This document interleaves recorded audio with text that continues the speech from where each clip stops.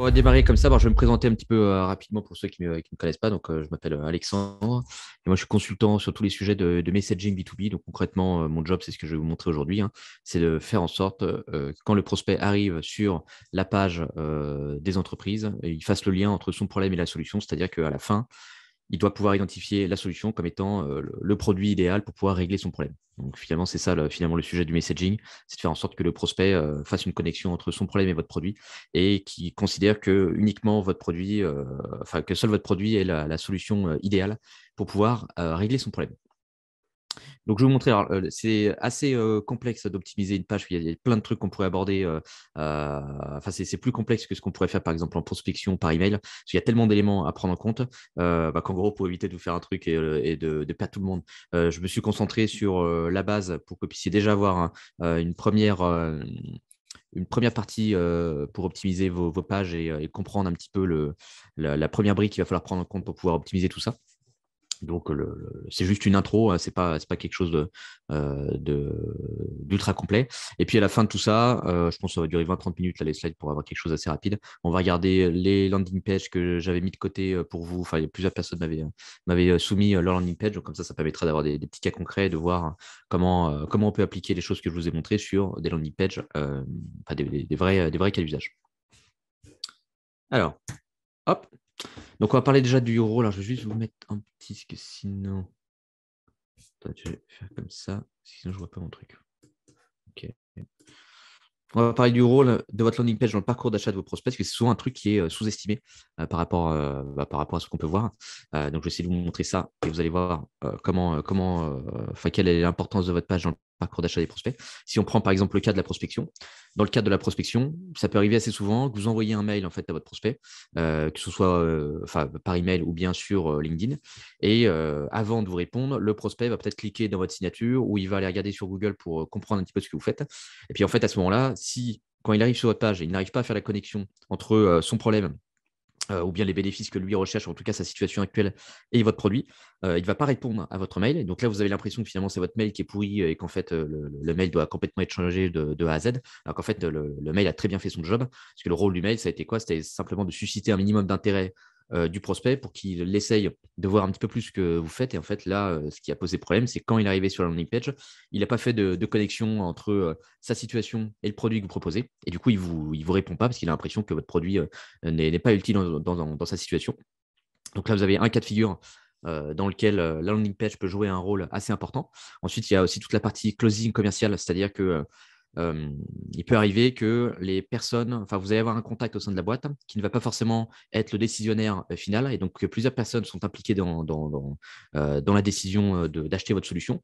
Et donc, pareil, que vont faire ces personnes-là? Bah, potentiellement, si la personne, enfin, le champion que vous avez au sein de la boîte, doit promouvoir un petit peu la solution en interne pour essayer de montrer quel est l'intérêt, il va probablement partager la landing page ou le site pour que les gens puissent voir un petit peu ce que vous faites. Et la même chose, si les decision makers, quand ils arrivent sur la page, ils comprennent absolument rien à ce que vous faites et ils ne font pas le lien entre la situation de la boîte et le produit que vous proposez. Vous allez perdre aussi des gens à ce moment-là parce qu'en fait, ils ne vont pas réussir, eux, à comprendre l'intérêt de votre solution. Et donc là, potentiellement, encore une fois, ça va être votre landing page qui va bloquer et qui va vous empêcher de passer à la next step avec ce prospect, parce qu'en fait, ces personnes-là n'étaient pas avec vous pendant l'appel. Et donc, il y a plein d'éléments que vous n'êtes peut-être pas communiqués sur la page, que vous avez communiqué pendant l'appel avec votre prospect. Et en fait, ces éléments-là n'ont pas pu être communiqués par la suite aux autres decision makers. Et donc, vous perdez le deal à cause de ça. Et ensuite, il y a toute la partie réseau de votre prospect. Ça, c'est aussi quelque chose qu'on oublie relativement souvent. C'est que votre prospect, forcément, il n'est pas isolé dans un coin et personne, enfin, il est en relation avec des gens autour de lui. Et donc, toutes les personnes qui sont autour de lui peuvent devenir des promoteurs potentiels de votre solution. Donc, sous-entendu, si les gens qui traînent autour de votre prospect, quand ils débarquent sur votre page, s'ils ne comprennent strictement rien à ce que vous faites et qui n'arrivent pas à voir à qui vous adressez et en quoi votre solution peut être utile pour cette audience-là, le jour où il y a quelqu'un de leur réseau qui leur demande oui, tu ne connaîtrais pas un truc par rapport à tel problème, etc., etc., et bien là, à ce moment-là, la personne va dire bah non, non je ne connais pas, j'ai l'impression qu'il n'y a rien là-dessus pour régler ce problème, alors que finalement, il était tombé sur votre page à un moment donné. C'est juste que quand il est tombé dessus, il n'a pas compris qu'en gros, le problème qui était mentionné par la personne de son réseau était finalement un problème que pouvait résoudre votre solution. Donc ça, c'est assez important à comprendre, c'est il y a un coût caché en fait derrière votre landing page. Quand vous avez une landing page qui n'arrive pas à pousser le bon message à votre marché, vous allez passer à côté de pas mal d'opportunités à cause de ça. Donc, l'idée à retenir derrière tout ça, c'est que votre landing page, c'est un peu la vitrine qui va être visible aux yeux de tous sur votre marché. Et donc, sous-entendu, si l'image que vous envoyez sur la landing page n'est pas cohérente par rapport au message que vous souhaitez pousser au marché et à votre prospect, vous vous tirez une balle dans le pied parce que finalement, dès que quelqu'un va être confronté à votre landing page, il va comprendre un message qui est à côté de la plaque par rapport à ce que vous aimeriez bien que lui comprenne. Et en fait, c'est cette image-là qui va commencer à se véhiculer un petit peu sur le marché, qui va commencer à rentrer dans la tête des différents prospects potentiels que vous pouvez avoir sur votre marché. Et donc, c'est comme ça qu'on passe à côté de pas mal de prospects parce que la vitrine n'est pas bonne. Et donc, à partir de là, le message que vous poussez au marché sera incohérent par rapport à ce que vous souhaitez leur faire retenir. Donc, on va rentrer maintenant un peu plus dans le détail par rapport aux structures de page. Ça va être l'un des points les plus importants quand vous optimisez votre page au départ, ça va être tout ce qui est structuration de page. Par exemple, quand vous regardez sur Google comment optimiser une landing page, etc., souvent vous allez tomber sur des trucs où il y a un template qui vous est proposé, enfin en tout cas une structure de page un peu basique qui revient systématiquement avec des trucs du type, voilà, il faut une partie bénéfice, etc., une partie call to action, etc. Et en fait, vous allez voir que dans certaines situations, ce type de page peut être intéressant, mais dans d'autres situations, ça va être beaucoup moins intéressant. Et donc, ce qui est à comprendre ici, c'est qu'il n'y a pas une seule bonne manière de faire. C'est que la structure de page que vous allez avoir, la structure de l'argumentaire que vous allez pousser, dépend de la maturité de votre trafic. Donc, on va rentrer un petit peu en détail là-dessus. Vous allez comprendre comment ça fonctionne. Donc, ça, c'est un petit concept qui s'appelle les étapes de l'awareness. En anglais, c'est the stage of awareness de Eugene Schwartz. Eugene Schwartz, c'est un copywriter américain des années 50-60. Donc, c'est un vieux publicitaire, mais qui a popularisé un petit peu ce concept-là. Et en gros, ça représente simplement les différentes étapes dans le parcours d'achat du prospect. Donc, on va essayer de revenir dessus un par un et vous allez comprendre un petit peu leur intérêt. Mais quand on va acheter un produit, on va finalement passer par ces 5 étapes-là avant de passer finalement à une phase d'achat. Donc, vous avez la première partie qui est la partie unaware. Donc, la partie unaware, c'est simplement qu'on a en face de nous quelqu'un qui n'a pas conscience d'avoir un problème et donc qui ne cherche pas à régler ce problème parce qu'il n'a déjà pas conscience d'avoir un besoin là-dessus. Donc, ça, on démarre tous de ce point-là, c'est-à-dire qu'au début, on ne ressent pas forcément de besoin, de problème spécifique qui nous amène à faire une action qui petit à petit va nous amener sur une solution. Donc, la prochaine étape, quand vous êtes unaware, c'est de passer à l'étape problem aware, c'est-à-dire que vous prenez conscience de votre problème ou de votre besoin, et donc ça vous amène finalement à vous mettre en quête d'une solution potentielle. Donc, quand vous trouvez une solution potentielle à votre problème, vous passez à l'étape solution aware. Ensuite, quand la personne va tomber, par exemple, sur votre produit, dans sa recherche de solutions, là, on peut le considérer comme étant product aware, c'est-à-dire que là, il prend connaissance de votre produit par rapport à son parcours d'achat. Et ensuite, la dernière étape, ça va être la partie most aware. Donc, c'est l'étape où le prospect a compris l'intérêt de votre solution et surtout, dans sa tête, a décidé que vous étiez la meilleure solution pour pouvoir régler son problème. Et donc là, c'est souvent l'étape où en fait, on a pris la décision d'acheter. Mais c'est un peu le truc, on se dit, bon, de toute façon, je n'ai pas besoin de passer à l'action maintenant tout de suite. Je vais mettre ça de côté. Je sais que potentiellement, je vais l'acheter à un moment donné si je souhaite passer à l'action sur ce sujet-là. Et en fait, c'est l'étape où potentiellement le prospect peut rester bloqué un petit moment parce qu'il ne ressent pas d'urgence particulière à passer à l'action immédiatement là-dessus. Donc, pour vous montrer un petit peu tout ça, je vais essayer de prendre un exemple un peu foiré, parce que c'est un exemple avec un médecin, etc. Mais vous allez voir en fait le parallèle par rapport au landing page et par rapport à ce qui se passerait dans la réalité si on fait ce genre de choses. Donc là, on a un cas de figure avec un patient qui va chez le médecin par rapport à un rhume. Donc, il lui demande si le médecin peut l'aider, etc. Donc, la personne lui dit oui, je peux t'aider, mais en plus, j'ai trouvé le remède au cancer, ça coûte 40 000 balles. Est-ce que tu es intéressé? Et donc là, vous allez avoir le gars en face, c'est super ton truc, sauf que moi, en fait, j'ai juste un rhume. Donc, le cancer, ça ne m'intéresse pas trop là, à ce stade-là, puisque je ne suis pas atteint du cancer aujourd'hui. Donc là, ce qui est important à comprendre sur cet exemple un peu bancal, c'est que s'il n'y a pas de problème chez votre prospect, il n'y a pas de solution.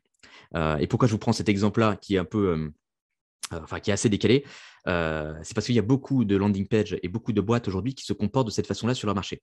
C'est-à-dire qu'ils sont tellement focus sur leur solution, du coup, toute leur landing page, le messaging qu'ils vont pousser va être orienté sur voici notre solution, voilà le produit, voilà ce que ça fait, etc. etc. Alors qu'en fait, en phase 2, potentiellement, ils ont des prospects qui n'ont même pas conscience d'avoir un problème par rapport à ce que fait le produit.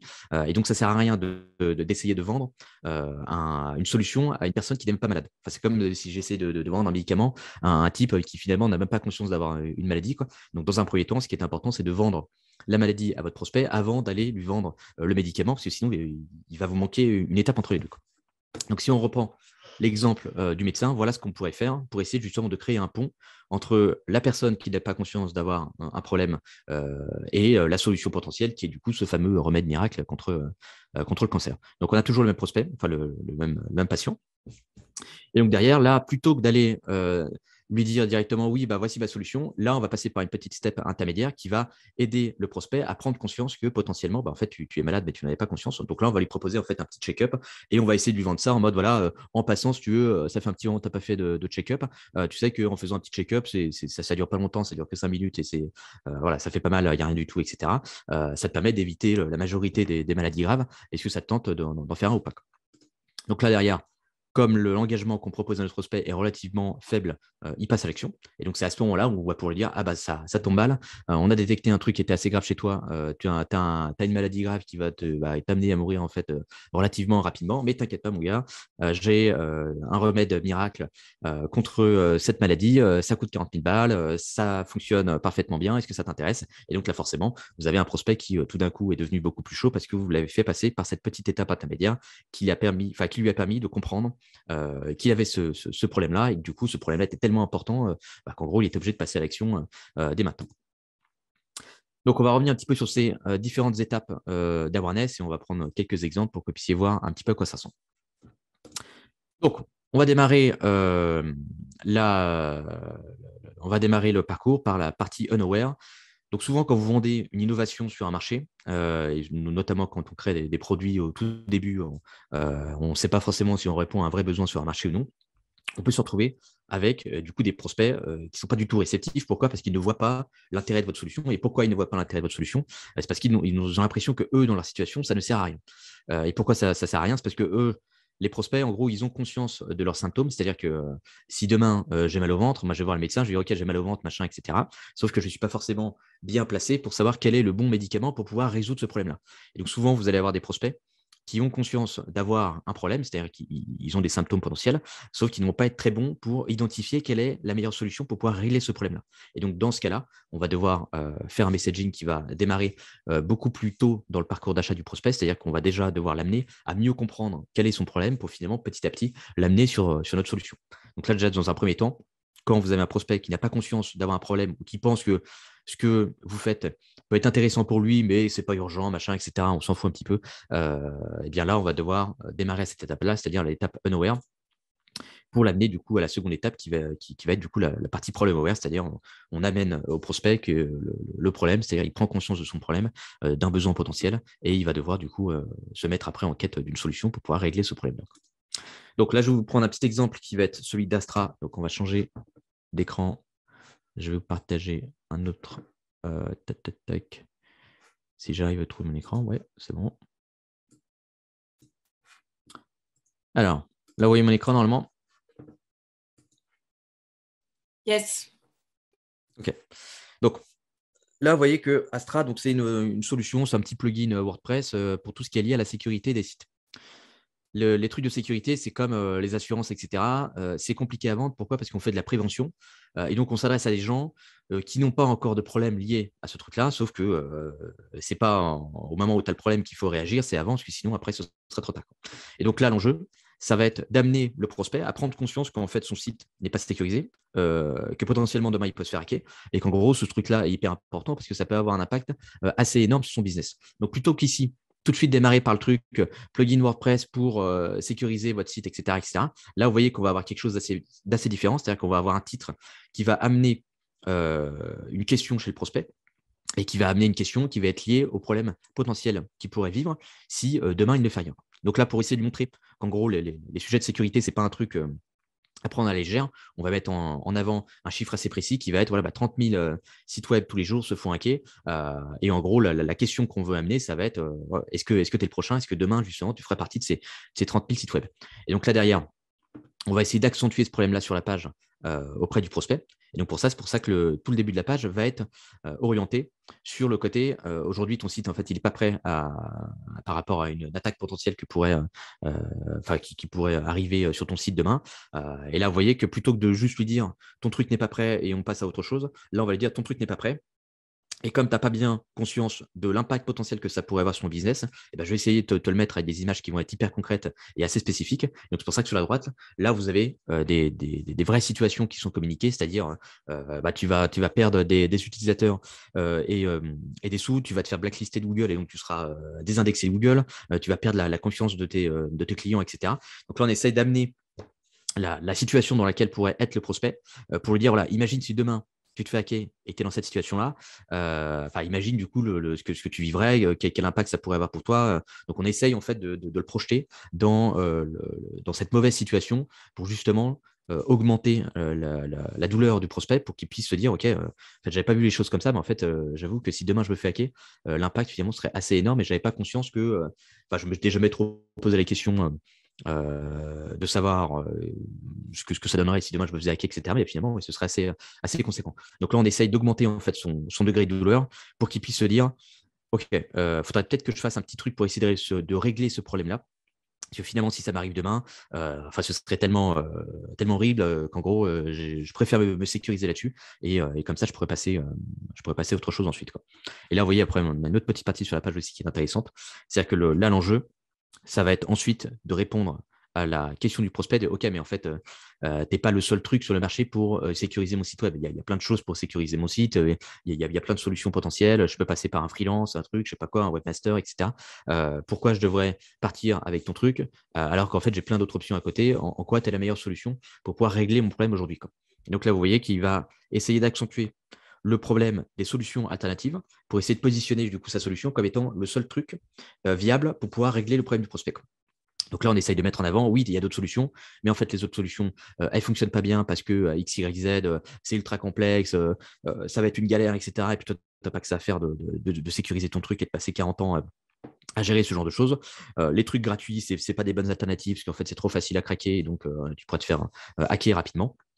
Et donc là, ensuite, on arrive sur la partie solution, où là, on vient de dire, voilà, en fait, Astra, c'est la seule solution aujourd'hui qui va te permettre de faire ce truc-là sans effort, de façon ultra simple, et qui va te gérer tous tes problèmes de sécurité sans que tu aies rien à faire, et en gros, sans complexité derrière, quoi. Donc là, on va s'arrêter ici sur cette page. Mais vous voyez que tout le début de page est assez différent par rapport à ce qu'on pourrait voir en temps normal, parce que le démarrage va être plutôt lié à la situation du prospect, c'est-à-dire je n'ai pas trop conscience que le sujet sécurité peut être un enjeu important pour moi. Donc là, je vais essayer d'amener le problème, c'est-à-dire de l'amener dans cette situation où il prend conscience de son problème. Et donc à partir de là, on va pouvoir avoir un prospect qui sera prêt à passer à l'action par la suite. Mais là, ce qui est aussi intéressant sur cette page, c'est que vous voyez que comme on a un prospect qui n'est pas forcément très motivé pour pouvoir régler ce problème-là, parce qu'à la base, il est arrivé sur la page, il n'a pas forcément un besoin énorme par rapport à tout ce qui était sécurisation de son site, etc. Là, il faut contrebalancer aussi par rapport à l'action qu'on va lui demander. Parce que si sécuriser son site, ça lui demande des heures et des heures ou des jours de taf pour pouvoir sécuriser son truc, là, il va commencer à faire la balance entre son problème et l'investissement qu'il est prêt à mettre pour régler son problème. Donc, comme sa motivation n'est pas très haute, parce qu'on est plutôt dans de la prévention et pas dans une situation où la personne essaye de régler un problème pressant et urgent qu'elle peut rencontrer maintenant. C'est-à-dire que le prospect serait dans cette situation-là, dans une situation beaucoup plus urgente, si demain, par exemple, il se faisait hacker. Et donc, c'est au moment où il se fait hacker où là, tout d'un coup, son monde s'écroule. Et là, il sera prêt à mettre un investissement beaucoup plus important parce que justement, son problème est tellement important qu'en gros, il est prêt à faire tous les efforts du monde pour pouvoir régler ce problème-là. Sauf que là, comme le prospect n'est pas encore atteint par une attaque, on doit essayer de baisser aussi l'engagement qui lui est proposé pour essayer du coup de l'amener à l'idée, de l'amener à l'idée où il a plus intérêt finalement à faire une action pour sécuriser son site, parce que finalement, l'action que l'on lui demande, c'est relativement peu d'efforts par rapport à la récompense qu'il va avoir dans le futur. Donc, c'est pour ça qu'ici, on ne va pas juste lui mettre un call to action basique avec sécurise ton site ou installe notre logiciel ou demande à être contacté, etc. Là, on vient mettre en avant un faible effort, c'est-à-dire on vient mettre le côté 3 minutes en perspective pour lui dire, voilà, en plus, ça ne te prend que 3 minutes de venir régler ce problème-là. Et donc, en fait, à la balance bénéfice, investissement, et plutôt du côté bénéfice. Et donc, c'est comme ça que vous arrivez à faire passer à l'action le prospect. Alors, je vais revenir sur mes petites slides. Tac. Hop. Donc là, on a vu un premier exemple. Si vous voulez voir un autre exemple, je pourrais peut-être même montrer le mien là-dessus. Hop, hop, hop. Je vais repartager une page. Allez. Moi, c'est un peu pareil. Je suis sur un marché où les gens sont relativement unaware là-dessus, c'est-à-dire qu'ils n'ont pas forcément conscience de l'importance de leur landing page, etc. Et donc, ils ne voient pas forcément le problème avec leur messaging aujourd'hui. Donc, vous voyez qu'ici, je ne viens pas tout de suite expliquer ce que je fais et quel est l'intérêt de ma solution et comment ça fonctionne, etc. Je viens déjà démarrer d'une petite question qui vient essayer de titiller un peu la curiosité du prospect. On vient juste essayer d'amener une idée ou une question qui permet au prospect de continuer à s'engager sur la page pour justement obtenir cette réponse, c'est-à-dire est-ce que mon truc fait fuir mes prospects ou pas aujourd'hui. Je ne me suis pas forcément posé la question auparavant. Et en fait, là, du coup, le début de la page aura fait son job, c'est-à-dire qu'il va amener le prospect à s'engager un petit peu dans la page. Et donc, vous voyez, tout le reste de la page va être orienté là-dessus. C'est-à-dire que là, on va essayer d'amener, je vais essayer de montrer au prospect ce qui se passe dans la tête de ses prospects quand il arrive sur le site et donc du coup pourquoi ça peut avoir un impact pour lui aujourd'hui. Là on va essayer d'accentuer ce problème-là pour lui montrer ta landing page, c'est pas juste un petit truc que tu peux garder comme ça sur le côté, c'est un truc clé pour ton activité aujourd'hui, c'est ta vitrine qui est visible aux yeux de tout ton marché, tu peux pas te permettre de laisser de côté parce que c'est impliqué, ta landing page est impliquée dans l'ensemble du parcours d'achat de tes prospects. Donc là on vient essayer d'accentuer un petit peu tout ce problème-là et en fait c'est uniquement quand on arrive à la moitié de la page, où là, je viens commencer à parler de la solution potentielle. Et là, vous voyez qu'ici aussi, on vient essayer de retirer une des objections principales des prospects qui va être oui, mais en fait, le messaging, je peux le gérer un peu tout seul parce que je connais bien ma boîte, machin, etc. Donc, je suis mieux placé pour y répondre. Et donc là, pareil, ça c'est quand vous avez une grosse objection là-dessus ou que le prospect n'a pas l'impression qu'il a besoin de vous, vous allez devoir adresser cette objection-là. Donc, c'est pour ça qu'il y a aussi une petite section là-dessus qui vient essayer d'expliquer au prospect en quoi ce job-là, techniquement, tu peux le faire tout seul et pourquoi en fait, tu ne peux pas réellement le faire tout seul. C'est parce que simplement, justement, tu connais trop ta boîte et c'est ça qui t'amène à être un petit peu à côté de la plaque par rapport à ce que tu as besoin de raconter à tes prospects.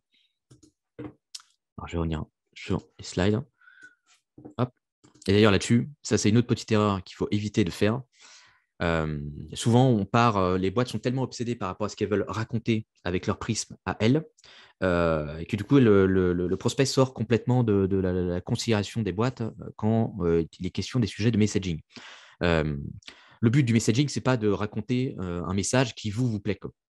Moi, il y a des pages que je fais pour des boîtes. Le message ne fit pas forcément trop avec ce qu'elles veulent. Sauf que par rapport au prospect et à la maturité du prospect, il faut partir de l'idée que votre prospect n'est pas autant expert que vous. C'est-à-dire que vous avez des informations sur votre marché, sur les concurrents, sur vos prospects, etc. Enfin, vous êtes beaucoup plus mature sur le sujet. Et donc, forcément, le message qui vous paraît cohérent pour vous, il est bien, sauf que votre prospect n'est pas encore arrivé à ce stade-là. Donc, si le prospect n'a pas la même expertise que vous sur le marché que vous adressez aujourd'hui, ne partez pas de l'idée que le messaging qui vous plaît sera celui qu'aura besoin de voir votre prospect pour passer à l'action. Le but du messaging, c'est de faire en sorte justement d'avoir un messaging qui sera au niveau du prospect, c'est-à-dire qui sera cohérent par rapport à la maturité de votre prospect, pour que lui puisse avoir les éléments dont il a besoin à l'étape où il est pour pouvoir passer à l'action.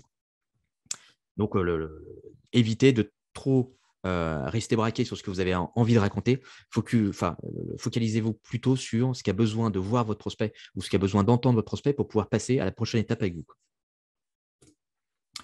Donc, quand on est passé à l'étape problem aware, là, on arrive du coup en phase solution aware. Et là, vous voyez que j'ai un peu ajusté le schéma.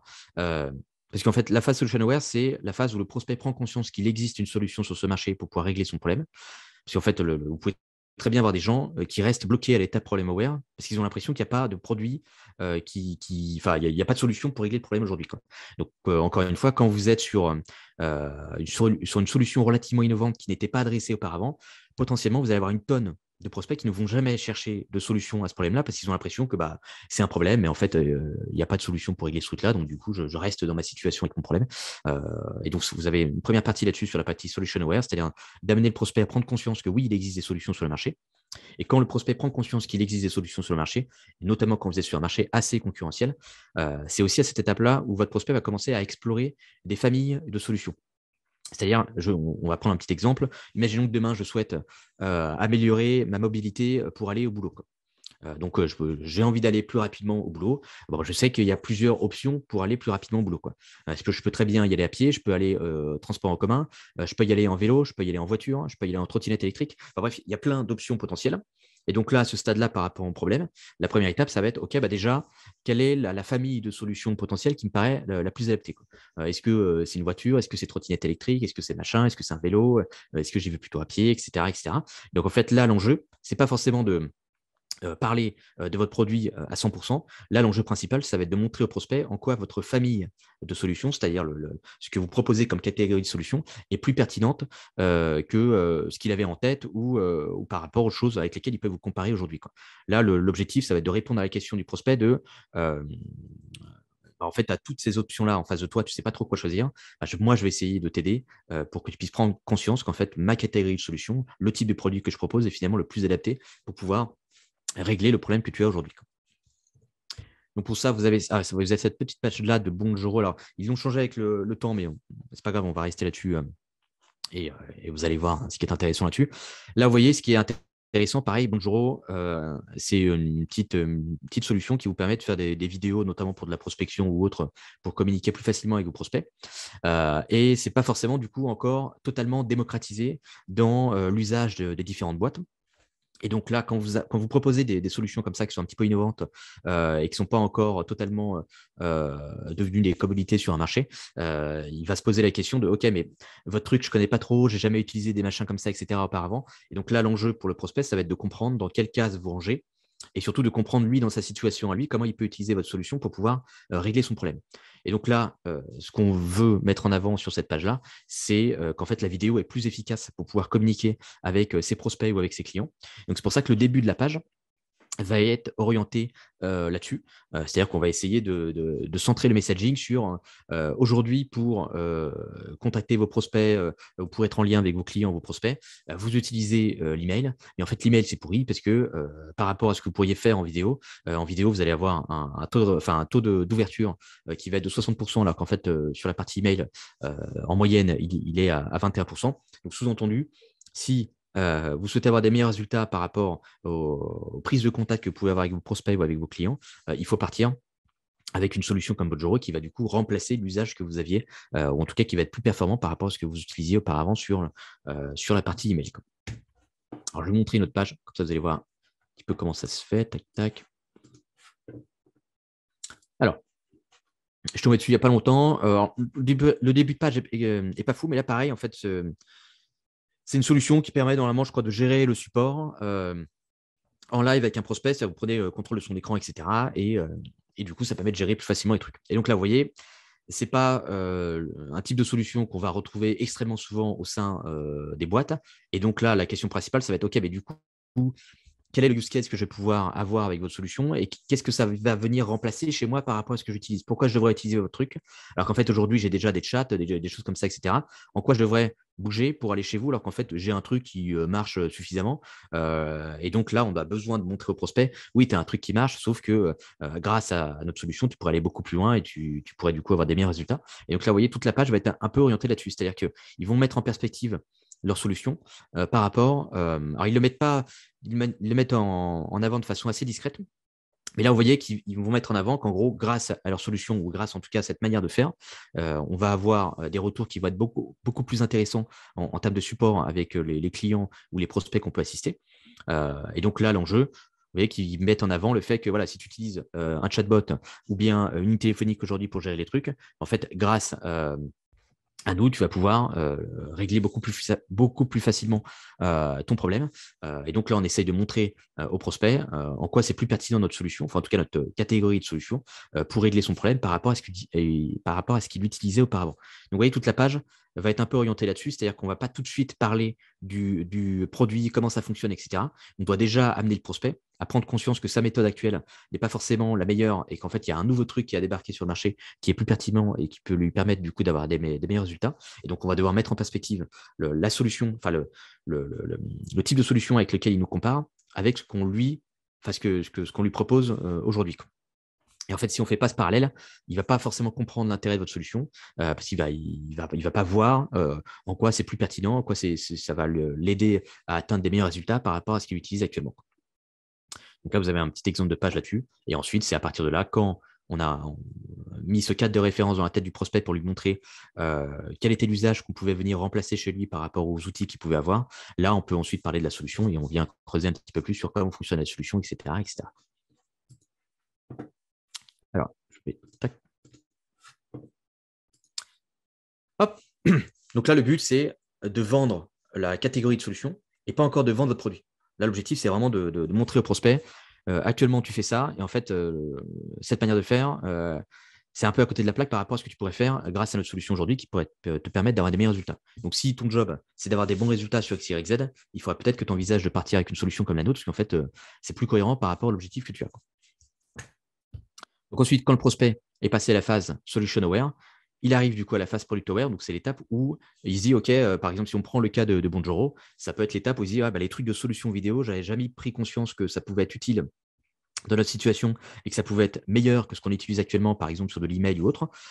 Et donc, bah, je vais essayer de creuser un petit peu dans ce sens-là pour voir s'ils sont tout seuls sur leur marché ou bien s'il y a d'autres solutions potentielles qui pourraient du coup correspondre un petit peu à mon besoin.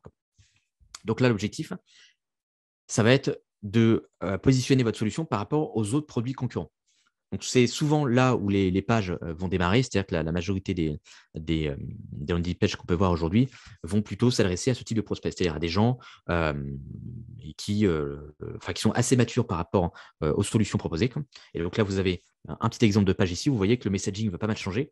Là, on s'adresse à des gens du coup, qui sont beaucoup plus matures, qui n'ont pas forcément besoin d'être éduqués par rapport aux problèmes ou aux solutions alternatives sur le marché, etc. Là, on a besoin de répondre à la question du prospect de OK, tu n'es pas tout seul sur ma liste et il y a 3 ou 4 autres boîtes qui font la même chose que toi. En quoi je devrais aller chez toi par rapport aux autres, quoi. Quelles sont les caractéristiques qui font que tu vas pouvoir mieux me servir par rapport aux autres outils à côté en fait, qui font le même truc, quoi. Donc là, on va aller voir cette page-là. Hop. Tac, tac, tac, tac, tac. Putain, je suis en train de me paumer dans mes trucs. Alors, voilà. Là, vous voyez que le messaging de la page va être orienté sur des prospects du coup, qui ont déjà une certaine maturité par rapport à d'autres brokers et qui du coup ont vécu des expériences plus ou moins bonnes avec d'autres brokers. Et donc, on va essayer de mettre en exergue les problèmes des autres plateformes qui essayent de vendre des sites web, etc., avec du coup la solution ici qui est Investor Club. Donc, vous voyez, c'est pour ça qu'ici, dès le début, comme il s'adresse à des gens qui sont très matures, les prospects ici n'ont pas forcément passé 40 ans sur votre page pour comprendre quelles sont vos spécificités par rapport aux concurrents. Donc, c'est pour ça que là, on vient tout de suite mettre en avant des bullet points qui viennent mettre en avant des gros points forts de la solution et des gros points forts du coup qui sont qui sont recherchés par le prospect aujourd'hui. Parce que c'est ce genre de truc qu'il va rechercher par rapport aux problèmes qu'il a pu rencontrer sur d'autres plateformes. Et donc là, vous voyez, toute la page va être orientée là-dessus. C'est-à-dire qu'ils mettent en avant, voilà, en fait, nous, on est tout le contraire de ce que vous avez détesté avec les autres gros brokers. On vous permet d'avoir telle fonctionnalité, tel bénéfice, etc. Alors qu'en fait, les autres ne vont pas vous permettre d'avoir ce genre de truc. Et donc là, vous voyez qu'en fait, en quelques secondes, le prospect qui est ultra mature, qui arrive ici et qui, du coup, a déjà une idée très claire des spécificités qu'il veut sur le produit, il arrive à très rapidement avoir ce type d'information parce qu'on vient tout de suite adresser la question de OK, mais en quoi tu es plus pertinent que l'autre machin à côté, là, qui semble faire la même chose que toi? Pourquoi je devrais aller chez toi et pas chez l'autre truc, quoi. Et là, tout de suite, on répond à cette question-là. Et donc, vous voyez qu'ici, on ne vient pas essayer d'éduquer le prospect sur le problème, c'est-à-dire on ne vient pas lui dire pourquoi tu devrais vendre ton site, machin, etc. Et en quoi c'est utile de passer par un broker. Là, on s'en fout de parler de ce genre de truc, parce qu'en fait, le prospect est déjà convaincu de passer par un broker à ce stade-là. Là, son enjeu, c'est juste de comprendre avec quel broker il va partir, mais il a déjà pris la décision de partir avec un broker, quoi. Et donc, toute la page va être orientée là-dessus. Donc, c'est pour ça qu'il y a pas mal de copywriting qui est orienté là-dessus, c'est-à-dire sur le fait que les autres, ce sont des lazy brokers qui vont vous faire payer une facturation, qui vont prendre une commission assez importante, etc. Et qu'en gros, chez eux, ça va être tout le contraire, qui vont avoir tous les avantages qu'ils n'ont pas sur les autres plateformes. Et donc, vous voyez que du coup, toute la page va être orientée là-dessus et qu'on a quelque chose de beaucoup plus court, beaucoup plus succinct et qui va être orienté tout de suite sur la partie produit et pas forcément sur les autres enjeux du prospect quand il est moins mature, c'est-à-dire sur le problème ou sur la catégorie de solution. Hop. Et ensuite, on arrive à la dernière étape. Donc, ça, c'est le prospect qui a pris conscience qu'en gros, OK, bah, votre solution, ça me paraît être la meilleure. Là, je sens que c'est le truc idéal pour moi, sauf que, bah, en fait, à ce stade-là, comme je vous disais, il y a pas mal de prospects qui peuvent rester bloqués à cette étape-là, parce qu'ils peuvent se dire, OK, bah, de toute façon, je n'ai pas besoin de passer à l'action maintenant aujourd'hui, puisque de toute manière, le produit demain sera encore disponible. Et du coup, bon, bah, je le mets un petit peu de côté, je vais réfléchir, machin, etc. Et ça peut durer comme ça pendant plusieurs mois avant qu'il passe à l'action. Et donc, comment vous faites ici? Donc là, je vous ai pris un exemple de mail et pas de landing page directement, parce que le landing page va être beaucoup plus direct là-dessus. C'est simplement, en gros, vous allez essayer de jouer sur de l'urgence chez le prospect pour le pousser à passer à l'action. Donc là, qu'est-ce qu'on peut faire? Par exemple, Double Requête fonctionne beaucoup avec ce type de mécanique. C'est-à-dire qu'ils vont vous envoyer des promotions relativement souvent, c'est-à-dire à chaque période de l'année, on peut faire une petite promotion, ils vont essayer de vous la caler. Et du coup, ça répond à la question, en fait, tu devrais passer à l'action maintenant aujourd'hui. Pourquoi? Parce qu'aujourd'hui, tu as une opportunité d'avoir le truc à moins cher, ou tu as une opportunité, en gros, en passant à l'action maintenant, tu auras un bénéfice supplémentaire que tu ne pourrais pas avoir en temps normal. Donc là, en gros, il faut voir, vous, sur vos landing pages, si vous avez ce type de prospect, comment vous pouvez accentuer l'urgence chez les prospects pour qu'ils puissent passer à l'action. Et du coup, pour qu'ils puissent passer à l'action bien avant ce qu'il aurait fait en temps normal, c'est-à-dire qu'il aurait attendu extrêmement longtemps et à un moment donné, peut-être qu'il se serait dit, bon, ok, c'est le moment de passer à l'action. Là, en essayant d'ajouter un petit peu d'urgence, vous allez aider vos prospects à passer à l'action maintenant tout de suite et à pas se dire, bah, de toute façon, je peux revenir demain ou après-demain, ce sera pareil. Non, il faut l'amener à l'idée, non, demain ou après-demain, ce ne sera pas pareil, parce qu'en fait, potentiellement, demain et après-demain, je ne pourrais pas te garantir les mêmes choses par rapport à ce que je t'ai raconté ici. Donc, si tu souhaites être sûr de ne pas perdre une opportunité intéressante par rapport à ce qui est proposé sur la page, il faut que tu passes à l'action maintenant, aujourd'hui. Sinon, tu passeras à côté d'une opportunité là-dessus. OK. Est-ce que déjà par rapport à ça, vous avez des petites questions? Comme ça, on va passer à vos landing page après. Des trucs sur lesquels vous voulez qu'on revienne un petit peu, des choses qui n'étaient pas forcément claires pour vous, quoi. N'hésitez pas à activer votre micro si vous avez des questions. Non, c'est plutôt clair. Merci beaucoup. C'est très bien fait, hein, très bonne intro sur la démarche aussi à avoir en partant du problème jusqu'à effectivement la solution qu'on peut apporter. Donc, très bonne démarche. Super. Alors, c'est vrai que encore une fois, c'est juste une intro, parce qu'évidemment, comme je vous le montrais tout à l'heure, comme tout.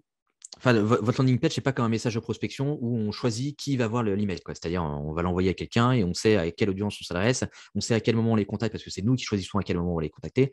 Et donc, ça nous permet d'avoir un cadre qui est tellement restreint qu'en gros, c'est moins compliqué d'aller faire un message de prospection qu'une landing page. Si en fait, une landing page a tellement de trafic potentiel qui peut arriver dessus, vous ne pouvez pas empêcher les gens d'arriver sur votre page demain.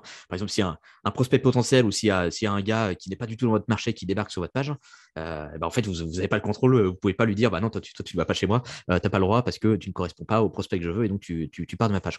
C'est pour ça que tout ce qui est taux de conversion sur vos landing page aujourd'hui, c'est toujours à prendre avec des pincettes parce que votre taux de conversion va énormément dépendre en fait, du taux de trafic qualifié qui arrive sur votre page. Si 95% de votre trafic, c'est des touristes et c'est des gens qui ne sont pas qui ne sont pas des prospects potentiels pour vous parce qu'en fait, ils n'ont aucun intérêt par rapport à votre solution et de toute manière, ce n'est pas la cible qui vous intéresse. C'est normal d'avoir un taux de conversion qui va être faible parce qu'en fait, ce n'est pas votre page qui est forcément mauvaise, c'est juste que la majorité des gens qui débarquent sur votre page ne sont pas des bons prospects pour vous. Donc, c'est pour ça que le taux de conversion n'est pas toujours une bonne métrique là-dessus parce que vous êtes très dépendant du trafic qui arrive sur la page. Et donc, si vous avez beaucoup de touristes, parce que j'appelle touristes, en gros, des gens qui ne sont pas dans votre marché, qui arrivent sur votre page, vous allez avoir énormément de pollution en fait, de prospects sur la page et ça va vous amener forcément à avoir un mauvais taux de conversion là-dessus. Donc c'est pour ça, ne soyez pas forcément obsédé par votre tôt de conversion. Ce qui est important, c'est surtout de voir, ok, j'ai retravaillé ma landing page. Est-ce que du coup, j'ai plus de gens qui connectent quand ils viennent me voir ou pas? Est-ce que j'ai plus de prospects qui demandent à être rappelés par rapport à ce que j'avais auparavant? Basez-vous plutôt sur ce que vous aviez auparavant et pas forcément sur le taux de conversion. C'est-à-dire, est-ce que j'ai plus de prospects qui viennent? Oui, non. Si j'ai plus de prospects, c'est peut-être que ma landing page fait bien son job aujourd'hui. Et après, ce que vous pouvez faire aussi, c'est au moment où les prospects vous contactent, notamment si vous ont fait une demande de contact par le biais de votre site, etc. N'hésitez pas à leur poser quelques questions sur votre landing page, c'est-à-dire vous pouvez leur poser des questions du type voilà, si par rapport à ce que tu as vu sur la page, voilà, qu'est-ce qui t'aurait amené à ne pas passer à l'action aujourd'hui? Enfin, est-ce qu'il y avait un truc, il y avait un doute, il y avait quelque chose qui aurait pu t'empêcher de passer à l'action? Est-ce que tu avais des freins potentiels? Et en fait, là, vous allez comprendre qu'il y a certains petits trucs où ce n'est pas clair forcément pour vos prospects, où il n'était pas sûr de tel point.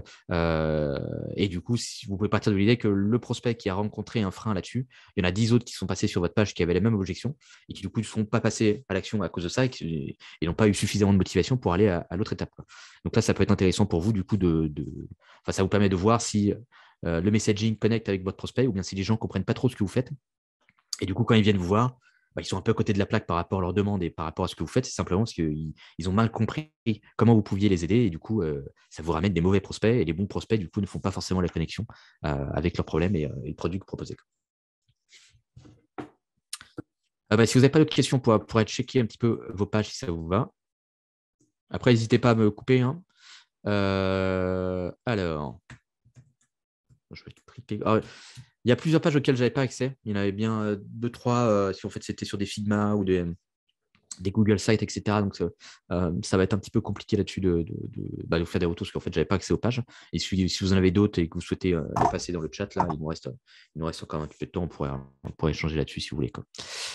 Du coup, on va commencer par peut-être Stadium Go. Alors, je ne sais pas si la personne qui gère Stadium Go est là ou pas du tout. Attends, je regarde s'il y a Romain et Olivier, mais je ne crois pas. Écoute, si tu veux absolument commencer par celle-ci. Non, pas forcément, hein. Je sais pas si Summit. Enfin, en gros, j'en avais 4. Summit, ils sont là, non? Enfin, je vois Antoine. Ouais, parfait. Ok, bon, ça va permettre de revenir sur certains points et notamment sur chacune des parties. Donc, en gros, l'enjeu principal quand on s'arrête sur cette partie-là, donc toute la partie haut de page, c'est la partie qu'on va appeler Hero Section. Donc, en gros, c'est avant la ligne de flottaison, donc avant que je scrolle. C'est tout ce qui est visible sans que j'ai besoin de faire le moindre effort sur la page. Donc là, en gros, l'enjeu principal ici, ça va être de montrer à votre prospect qu'il y a un truc pour lui sur cette page. C'est-à-dire il faut essayer de l'accrocher, il faut avoir un minimum d'éléments qui l'amènent à se dire « Ah, il y a un petit point intéressant sur cette page, j'ai l'impression qu'il y a un truc pour moi ici, quoi. » Et en gros, sous-entendu, il va vous accorder quelques secondes supplémentaires pour valider si oui ou non il y a réellement un truc sur cette page pour lui. Et donc là, l'enjeu, ça va être de faire en sorte que par rapport à ce que vous racontez sur cette partie-là, il puisse se reconnaître avec un élément, quoi. Donc ça peut être par exemple sur la preuve sociale. Si vous travaillez avec des boîtes comme lui, essayez de mettre en avant les boîtes qui sont similaires à lui pour lui montrer, voilà, on bosse déjà avec des gens comme toi, donc déjà potentiellement, tu es au bon endroit. Ou ensuite, vous pouvez l'accrocher par rapport à un problème que lui peut rencontrer de son quotidien ou par rapport à une situation qu'il veut obtenir, c'est-à-dire par rapport à un bénéfice qu'il veut obtenir aussi dans son quotidien. Donc là, le problème que tu as ici, c'est qu'en fait, c'est assez vague parce qu'on n'arrive pas forcément à comprendre à qui tu t'adresses. Tu vois, parce qu'en fait, en regardant les logos, on a l'impression que c'est plutôt des boîtes tech. Et de ce que j'ai pu voir dans le formulaire, tu t'adresses plutôt du coup à des startups et à des PME, quoi. Enfin, toi, déjà, startup, PME, tu es sur deux audiences relativement différentes. Enfin, toi, c'est PME, c'est un peu, en gros, c'est toutes les boîtes potentielles, parce que tout le monde peut potentiellement être une PME.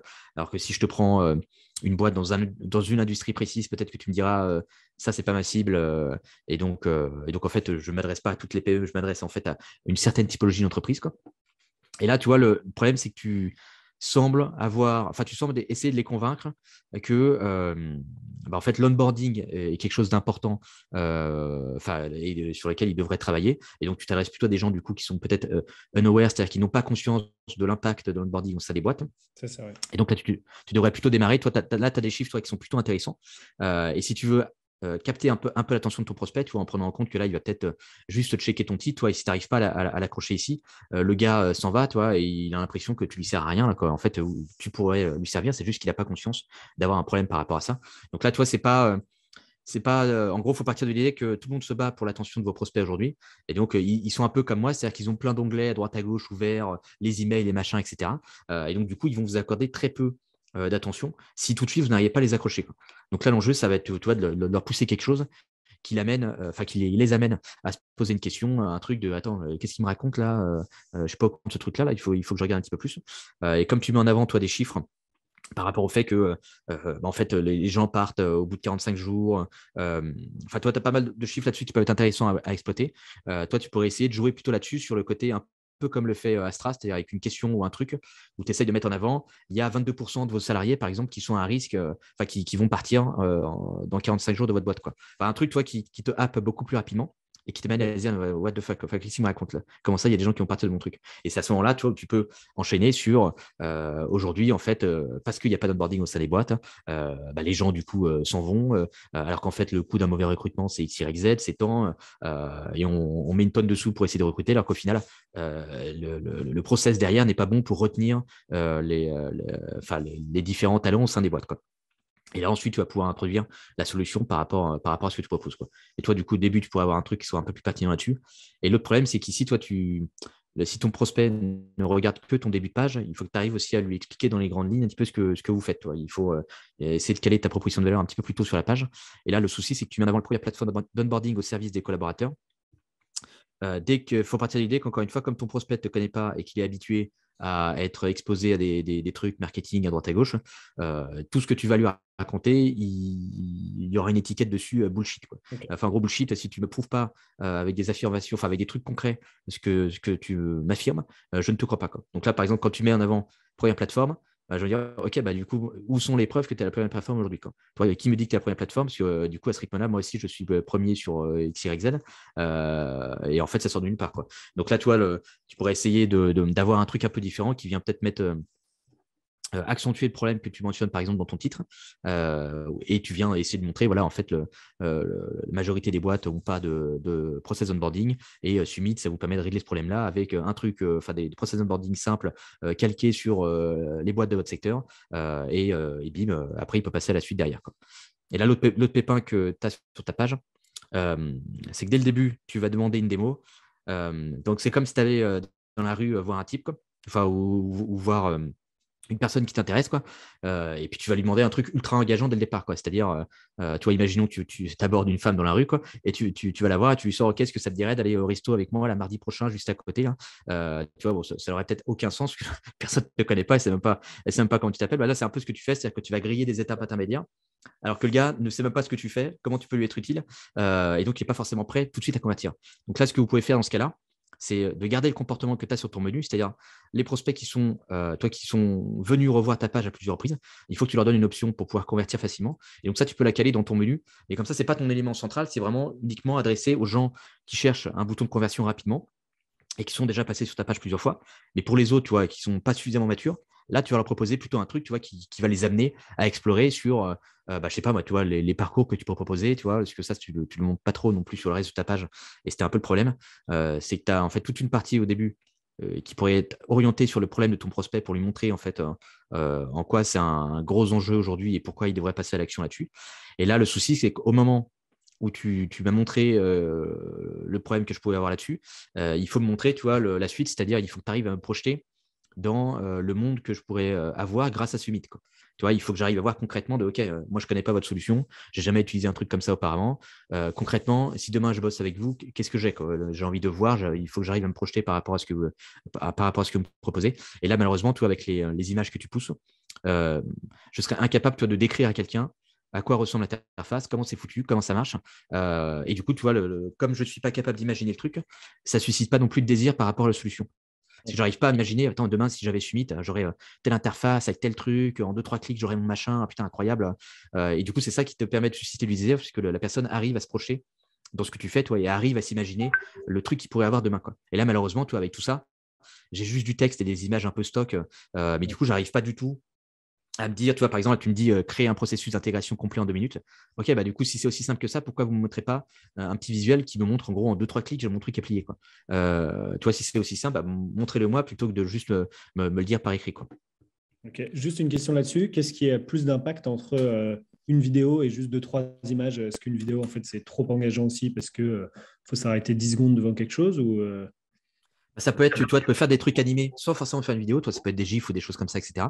Là, en gros, sur cette section-là, ce que tu pourrais faire, c'est notamment quand tu as un process qui est relativement simple pour utiliser l'outil, c'est de lui montrer, OK, concrètement, voici en 4 ou 5 étapes comment fonctionne l'outil, quoi. Et là, tu vas leur faire des différents screens. Donc là, il faudrait que je vous montre, par exemple, je vais vous montrer sur la mienne, là.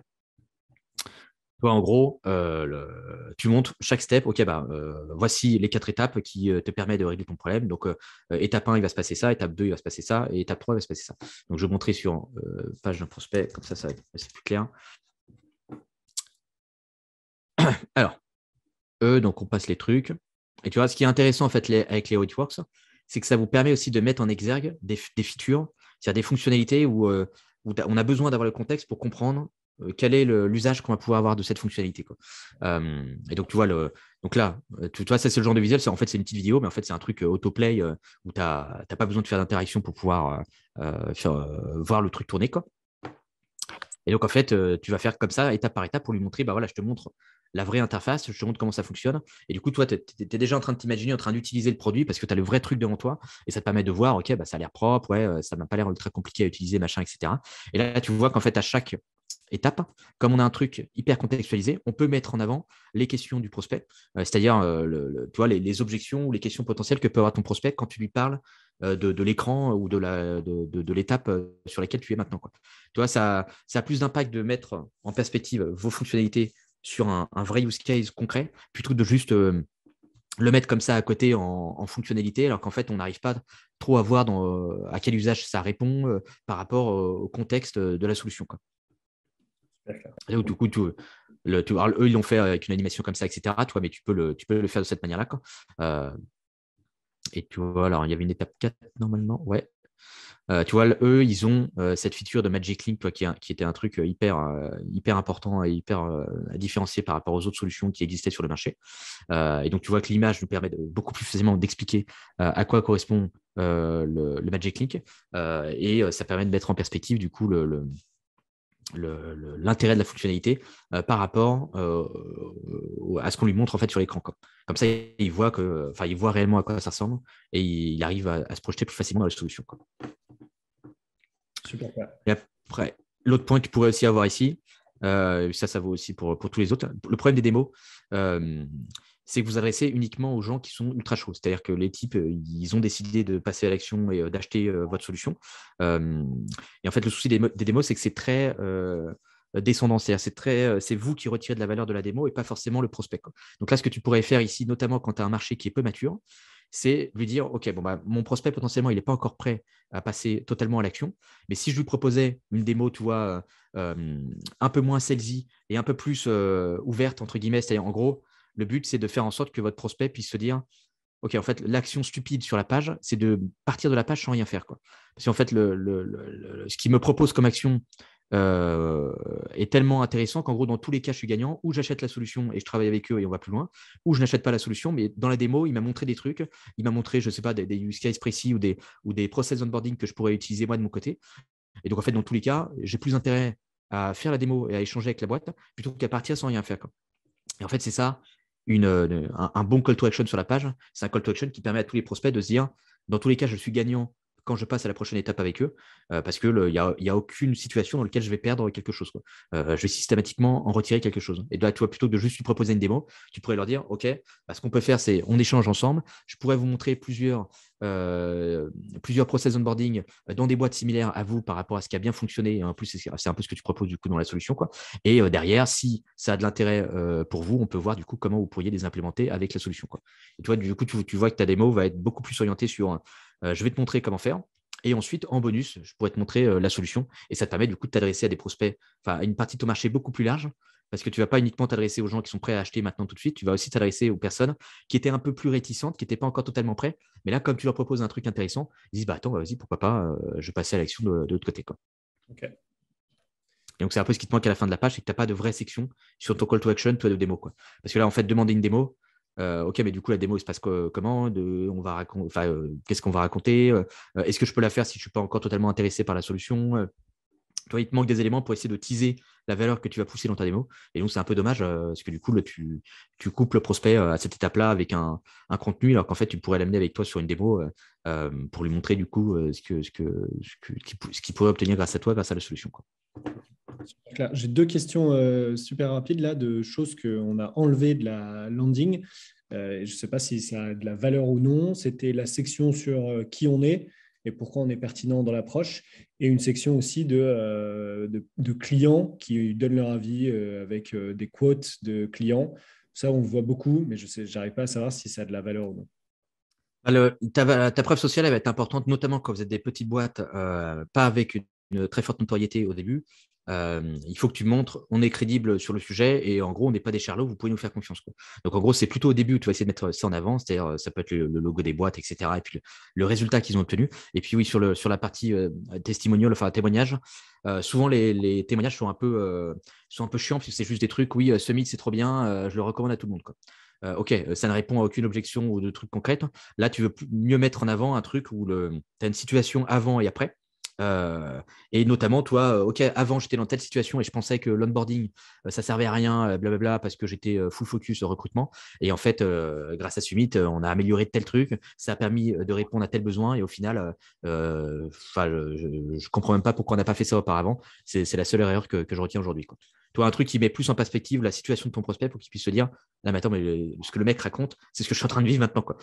Et toi, du coup, là, ton témoignage a plus de poids que juste de dire la solution est bien. Et en fait, ok, mais pourquoi elle est bien? Qu'est-ce que ça t'a apporté? Qu'est-ce que ça a réglé comme problème?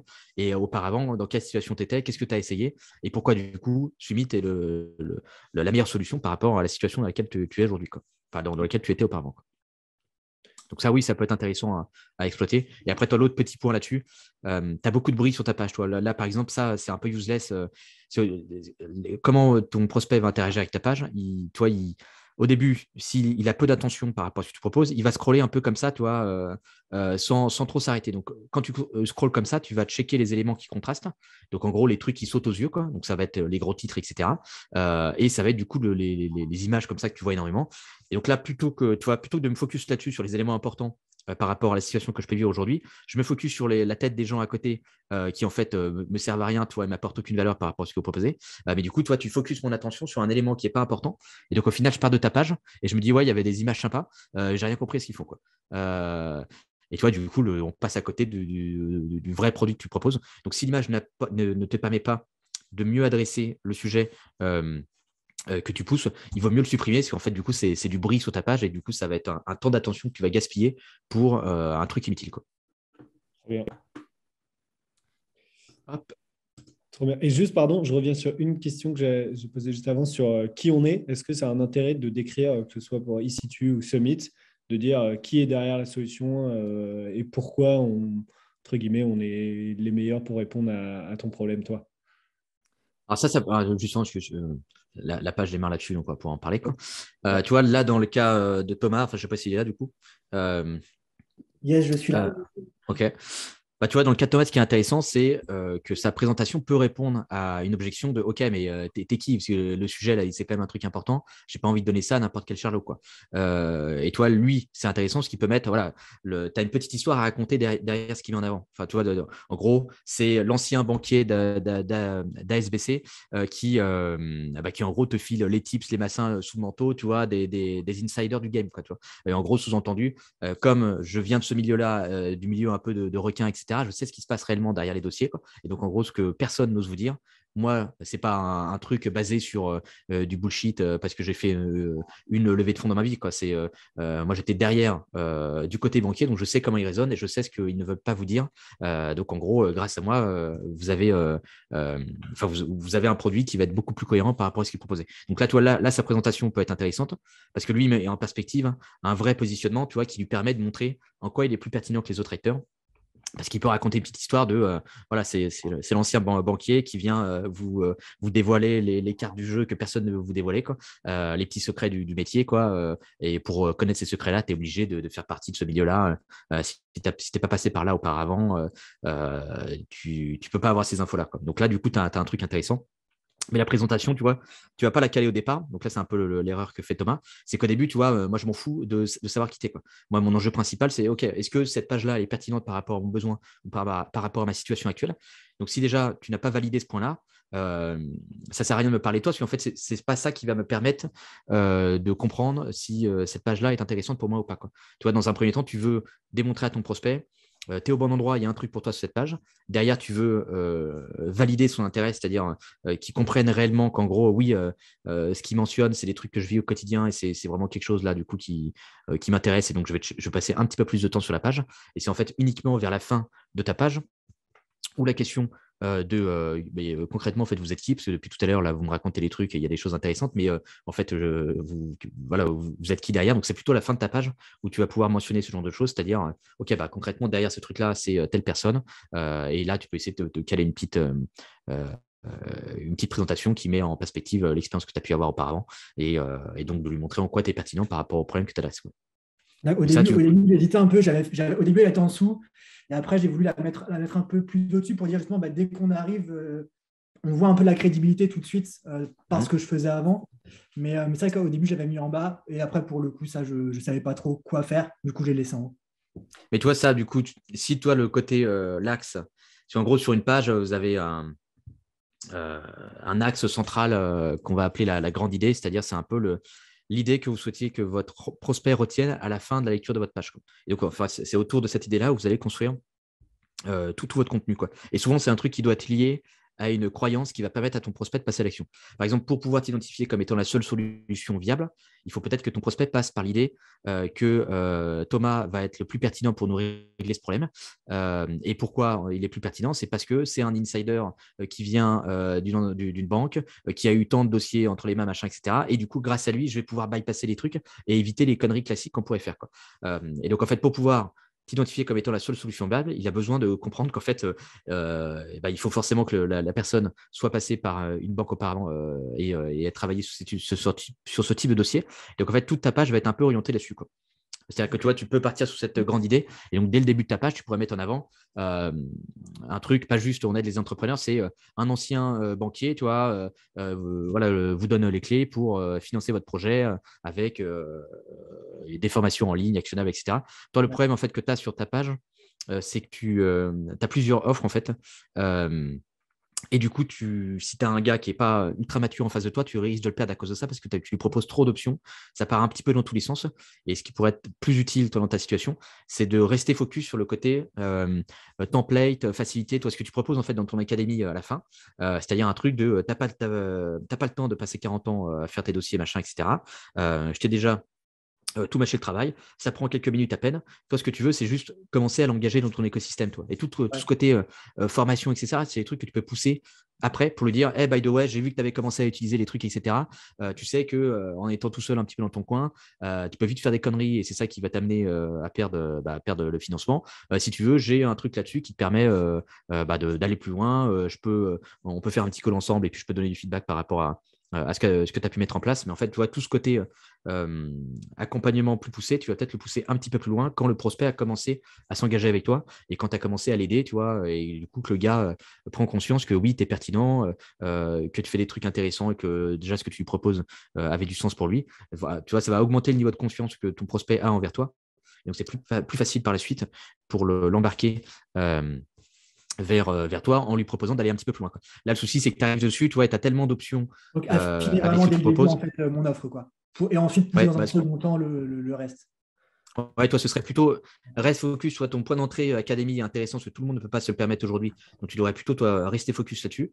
Tu peux mettre en avant, du coup, aussi, toi, le côté mieux mettre en exact ton côté ancien banquier, etc. Et du coup, sous-entendu, essayer de faire une petite histoire autour de ça pour mettre en avant que voilà, c'est pas un truc qui sort de nulle part, quoi, que ça sort d'une vraie expérience terrain. Et donc, ça, c'est un background qui est plutôt intéressant à pousser, quoi. Et après, qu'est-ce que j'avais mentionné? Toi aussi, ce qui est intéressant au début sur ta page, c'est que pareil, si tu t'adresses à des gens qui font pour la première fois leur financement, potentiellement, ils vont se dire, non, je m'en fous, pas besoin. Enfin, pas besoin, en gros, je fais mon truc comme ça, tac, et puis c'est YOLO, ça se fait tranquille. Toi, ce que tu pourrais faire ici, ce que tu mentionnes, c'est un peu le truc de en fait, il y a tant de boîtes tous les ans, toi, tant de start-upers qui se plantent sur leur financement. Pourquoi? Parce qu'ils font n'importe quoi. Et du coup, quand tu commences à griller les cartes avec des investisseurs potentiels, c'est potentiellement des gros portes d'entrée que tu mets au panier à cause de bêtises que tu aurais pu éviter facilement. En fait, tu pourrais pousser tout un truc là-dessus sur un chiffre le problème. Pour prendre conscience qu'il faut. Ok, d'accord.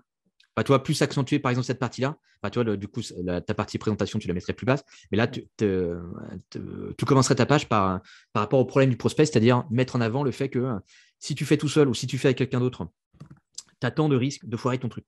Parce qu'il y a tant de boîtes tous les ans qui se foirent là-dessus. Et pour vous aider par rapport à ça, etc., parce que j'ai vu tellement de boîtes se foirer dans les entretiens que j'ai fait chez je vais y arriver, HSBC.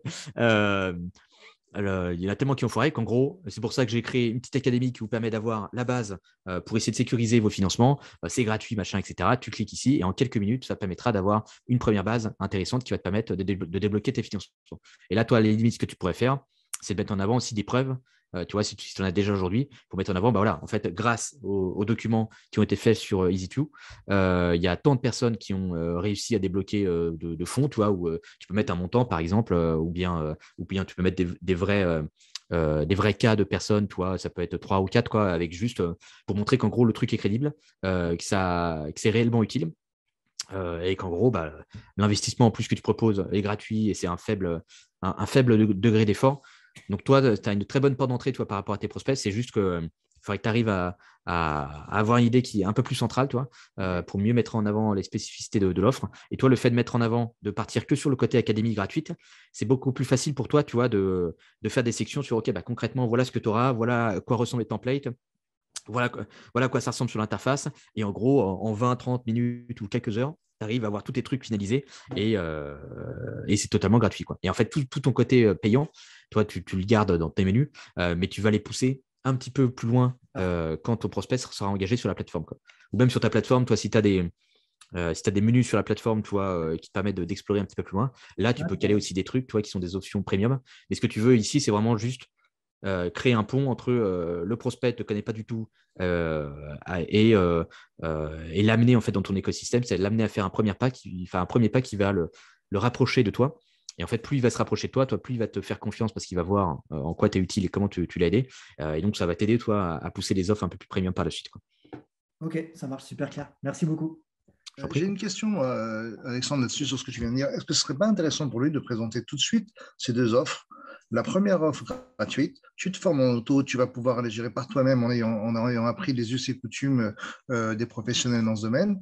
Et si tu ne veux pas faire toi-même, tu veux le déléguer, moi, je peux t'accompagner. Ça, le problème, c'est que plus tu vas proposer d'options à ton prospect, plus tu risques de le bloquer parce qu'en gros, tu amènes trop de friction là-dessus et donc plus il y aura le choix. Enfin, tu vois, ça, c'est un petit biais psychologique, c'est la paralysie du choix, quoi. Et ce que tu veux ici, ce n'est pas forcément tout de suite l'amener à passer à l'action. Ce que tu as envie de faire, toi, c'est juste l'amener à faire un premier pas vers toi qui te permet par la suite, toi, de le récupérer et de ne pas le perdre. En fait, si tu proposes un truc avec trop de friction dès le départ et que tu perds trop de gens à cause de ça, il vaut mieux partir du coup sur un truc qui va être moins engageant pour tes prospects, mais qui va te permettre d'emmagasiner plus de prospects potentiels dans ton pipe. Et derrière, tu peux les retravailler parce qu'ils sont familiers avec toi, ils se sont inscrits sur la plateforme. Enfin, toi, là, il pourrait ce que pourrait faire Thomas ici, il pourrait faire un truc intermédiaire de j'ai vu que tu avais commencé à utiliser les templates, etc. Si tu veux, comme c'est le début de la plateforme, etc., je cherche à améliorer les templates et tout pour vous proposer des trucs qui soient plus intéressants pour vous. Du coup, je te propose un appel gratuit avec moi. En temps normal, ce genre de truc, je le vends X centaines d'euros. Mais là, comme on est au début de la plateforme et que je veux améliorer les trucs, ça permet de faire un truc win-win qui te permet d'avoir des feedbacks sur ce que tu as fait et moi de mieux comprendre comment je peux améliorer la plateforme. Et en fait, le rôle de l'appel, c'est pas d'avoir forcément feedback sur la plateforme, c'est surtout de montrer au prospect, bah là, par rapport à ce que tu as mis, ouais, il y a pas mal de trucs que tu peux améliorer, etc. Et en fait, ça permet à Thomas de pitcher un peu le côté plus premium par la suite, c'est-à-dire d'essayer de proposer à ses prospects d'aller plus loin avec lui, quoi. Par exemple, il peut donner quelques pistes d'amélioration sur ce qu'ils ont fait. Et là, il peut lui dire, bah, par rapport à ce que tu as fait, tu es un peu le profil d'entrepreneur qui bénéficie le plus de l'accompagnement que je propose aujourd'hui, quoi. Est-ce que ça t'intéresserait que je t'explique comment on pourrait travailler ensemble de manière un peu plus étroite pour t'aider à sécuriser ton financement, quoi. Et en fait, tu vois que là, tout se fait en escalier, quoi. C'est-à-dire, tu cherches à faire petit pas par petit pas pour l'amener jusqu'à un premier appel avec toi. Et en fait, c'est pendant cet appel-là où, si tu vois que c'est pertinent, tu vas pouvoir lui proposer la prochaine option qui va être est-ce que ça t'intéresse que je t'explique comment on pourrait bosser ensemble de façon plus étroite pour t'aider à atteindre la situation que tu souhaites, quoi. Mais sachant qu'après, l'inscription qui est gratuite finalement sur l'académie et donc le contenu est évidemment bien, mais pas suffisant, on va dire, pour avoir l'accompagnement total. Est-ce que le fait que sur ma première page, je ne dise pas concrètement la finalité, comment je peux t'accompagner, est-ce que ce n'est pas un frein et quelque chose qui peut bloquer justement pour aller plus loin? Non, toi, ce que tu veux, encore une fois, c'est vraiment porte d'entrée. C'est un truc, toi, qui vient juste des templates. Tu es sur un marché potentiellement où il y a beaucoup de concurrence, il y a beaucoup d'options, etc. Donc, toi, tu as envie de sortir du lot en ayant une spécificité, enfin, en ayant quelque chose soit qui te permette d'être plus visible que les autres et en gros, d'être bien visible dans la tête de tes prospects comme étant une option intéressante. Si tu proposes les mêmes trucs que les autres de façon ultra engageante, alors qu'en fait, tu as moins de notoriété, ça va être plus compliqué, etc., de démarrer là-dessus. Alors que si justement, tu as quelque chose de totalement innovant, différent et qui te permet de sortir du lot plus facilement parce que toi, justement, tu n'es pas une option premium directement, tu proposes des templates faciles, machin, etc., à régler, ça te permet, toi, d'attirer ce type de prospects. C'est-à-dire ceux qui ne veulent pas trop se prendre la tête et qui veulent faire leur premier financement ou autre. Toi, c'est là où tu as les petits pépins, c'est que tu n'es pas très spécifique dans ce que tu racontes au départ, quoi. Tu as réussi ta demande de financement, mais OK, mais demande de financement pour quelle boîte, quel type de profil, parce que est-ce que ça marche si je veux faire plusieurs millions, est-ce que c'est pour faire quelques centaines, avec quel type de financeur. Enfin, tu vois, ça manque un peu de spécificité au départ pour sortir du lot plus facilement. Ok. Si par exemple c'est des startups, des projets innovants ou autres, des trucs comme ça, toi tu pourrais déjà le mentionner. Ou bien si c'est que pour des gens qui démarrent là-dedans et qui ont peu d'expérience sur le sujet, pareil, toi tu peux mentionner le côté réussi ta première demande de financement par exemple. Ou là, les gars du coup qui sont des noobs qui arrivent sur ta page, tout de suite arrivent à identifier, ah bah oui, moi je suis dans le truc premier et j'étais complètement paumé sur les autres sites parce qu'on me parle de trucs complexes, machin, blabla, je capte rien alors que j'y connais que dalle dans le truc parce que c'est la première fois. Et toi, du coup, tu es l'acteur qui sort du lot plus facilement parce que tu te focuses sur moi, j'aide les gens qui font leur première demande de financement à pas se griller des cartes bêtement en vous donnant des templates, etc., qui vont vous permettre de structurer tout ça en ayant un truc hyper pédagogique, simple à utiliser, sans jargon et tout. Et en fait, tu vas leur proposer la petite porte d'entrée sur voilà, la meilleure manière d'essayer. En fait, c'est de commencer gratuitement sur la plateforme. Et derrière, du coup, ça permettrait d'avoir des premiers outils là-dessus. Et puis ensuite, là, tu pourrais lui proposer le premium, quoi. Donc, Spav, toi, si tu veux pas le perdre dès le départ, après, tu peux le tester. Tu peux très bien. Tu as l'académie gratuite toi, que tu pourrais pousser ailleurs, quoi, mais pas en porte d'entrée. Tu peux très bien tester les deux. Ouais. C'est-à-dire un truc premium direct et un truc gratuit. Puis tu vois en fait ce qui te permet d'avoir la meilleure conversion derrière, in fine, à la fin dans ton pipe commercial, quoi. Est-ce que ça marche mieux de démarrer par le gratuit et ensuite proposer du premium, ou est-ce qu'il vaut mieux partir tout de suite sur du premium parce que finalement tu as un meilleur taux de conversion et du coup tu as plus de prospects qui débarquent, quoi. Okay. Donc toi tu proposes tu préconises une seule offre quelle qu'elle soit et pas plusieurs offres même gratuites, premium, etc. Ouais, ce que tu peux faire, c'est généralement il y a une seule offre, une seule option qui est la prochaine étape. Tu vois, la prochaine étape, ça peut être tout et rien. Enfin, c'est pas forcément une démo, encore une fois, hein, ça peut être vraiment, par exemple, ça vous connaissez peut-être là, hop, Beyond the Skill qui fait des petites vidéos, enfin, médias digital, etc. Eux, ils ont une partie studio. Et tu vois, dans leur partie studio, hop, on va essayer d'aller sur leur partie tac. Tu vois, là, ils vont t'amener sur un Typeform, en gros, un truc de conversion classique. Mm-hmm. Là, le problème, c'est plutôt de proposer cette option-là. Ils auraient pu tester quelque chose d'un petit peu différent, où ils auraient pu mettre en avant une étape de OK, viens faire un appel avec nous. Et en fait, cet appel, il va servir à quoi ? Il va servir en fait à te donner des cas d'usage, c'est-à-dire des axes créatifs qu'on pourrait développer dans ta situation, quoi. Donc, en fait, tu vois, ce n'est pas un vrai call de démo. Encore une fois, c'est un truc qu'on va essayer de le brander plus sous forme de c'est une prochaine étape qui va te permettre de retirer de la valeur en fait, dans tous les cas. Et en fait, c'est à ce moment-là où tu dis voilà, tous ces axes créatifs maintenant que je t'ai montré, tu vois qu'ils sont assez costauds, mais ils sont assez compliqués à mettre en place. Est-ce que tu veux que je te présente comment nous, on pourrait t'accompagner pour pouvoir t'aider à les mettre en place, quoi. Et donc, ça vous permet en fait simplement de ramener des gens avec toi en démo, mais tu vas les ramener avec le côté valeur, toi, pas le côté tu viens avec moi en démo uniquement si tu veux acheter, quoi. Tu veux pas que ce soit une friction en fait dans ton parcours d'achat, la démo, quoi. Il faut que ce soit au contraire un truc qui permet aux prospects d'avancer plus facilement vers toi. Si la démo finalement est un frein, alors que ça devrait finalement être le contraire, c'est qu'il y a un bug, sur le parcours d'achat, quoi. Tu vois, c'est pour ça que souvent en fait les interactions avec le commerce, enfin les commerciaux, etc., c'est souvent problématique parce que c'est tellement focus vente qu'en gros, tous les prospects qui ne sont pas encore prêts à convertir, on n'arrive pas à les choper parce qu'en fait, c'est trop engageant ce qu'on leur propose, c'est trop orienté vente et donc ils préfèrent prendre leurs décisions avant tout seul parce que du coup, le sales est uniquement là pour faire une démo qui va être du coup orientée très commerce, alors que potentiellement, ces prospects-là auraient pu connecter avec ce qu'on faisait plus tôt si on leur avait proposé une option de juste viens échanger avec nous, on va t'apporter telle valeur et après, derrière, tu en fais ce que tu veux, tu peux partir, tu n'es pas bloqué et il ne se passe rien, quoi. Ok, merci. Alors, tac. Ok. Après, il y avait Stadium Go. Je vais quand même la faire, du coup. Ils ne sont pas là. Je vois que tu as Charity Tips. Je ne sais pas si tu comptais le faire, mais il y a Maxime. Donc, comme tu veux. Ouais. Bah, Charity, justement, c'était good job, parce que la page était vraiment propre. Donc, il y a pas mal de points intéressants dessus, quoi. Alors, qu'est-ce que je m'étais noté sur Charity Tips? Ouais, toi, le seul problème, c'est pareil, c'était les mêmes remarques que je faisais tout à l'heure. C'est qu'encore une fois, j'arrive sur la page et enfin, en gros, on ne se connaît pas, tu es déjà en train de me demander au mariage, quoi. Tu me dis, vas-y, commande direct, quoi. Alors que je me dis, ok, mais déjà, il faut déjà comprendre comment fonctionne votre truc, quoi, à quoi ça peut servir. Et après, derrière, là, tu pourrais me proposer d'aller plus loin. Là, ici, tu vois, le problème, c'est qu'en fait, tu as deux call to action qui sont très orientés conversion. C'est-à-dire que là, tu lui dis, tu simules ta commande ou bien tu nous recontactes. Enfin, en gros, c'est ou tu achètes, quoi. Et tu n'as pas de truc sur, ok, moi, si je ne suis pas prêt à acheter, j'ai juste envie de savoir ce que vous proposez pour déjà comprendre un petit peu comment ça fonctionne et du coup, voir si ça peut correspondre à ma situation. Bah là, j'ai aucune option, toi, pour aller explorer ta page et explorer la solution, quoi. Donc là, ce que tu pourrais faire, toi, serait plutôt avoir un call to action en exergue qui va mettre en avant euh, comment ça fonctionne. Notamment, toi, comme toi, tu proposes un truc qui est un peu innovant, qui n'existe pas partout, tu risques d'avoir des gens de OK, mais j'ai jamais utilisé moi une carte cadeau comme la vôtre. Du coup, comment ça marche? Est-ce que c'est différent de ce qui se fait en temps normal? Toi, tu peux avoir plein de questions potentielles. Donc là, à ce stade-là, je suis peut-être pas encore tout à fait prêt à faire une simulation de carte. Et le problème, c'est que ton formulaire reste avec nous tout le long de la page. Alors, il est très bien quand même, toi, il est très bien foutu, quoi. Mais tu aurais potentiellement moyen de le cacher. Et ici, toi, plutôt de mettre en avant ce que tu proposes en fait sur le reste de la page. C'est-à-dire qu'à un moment donné, tu montres le visuel de la page ici. Toi, tu pourrais essayer de projeter tes prospects sur OK, demain avec Charity Tips, voilà ce que tu aurais concrètement si tu bossais avec nous. Et donc, je vais te mettre ce visuel-là beaucoup plus haut pour que tu puisses déjà imaginer la situation que tu aurais, enfin le produit final que tu vas obtenir. Donc ça, c'est un peu un premier truc que tu pourrais optimiser sur la page ici, quoi. Et peut-être l'autre opportunité que tu pourrais pousser plus, ta social proof, tu pourrais aussi la caler plus haut, parce qu'en fait, tu as des preuves sociales qui sont assez intéressantes et assez fortes.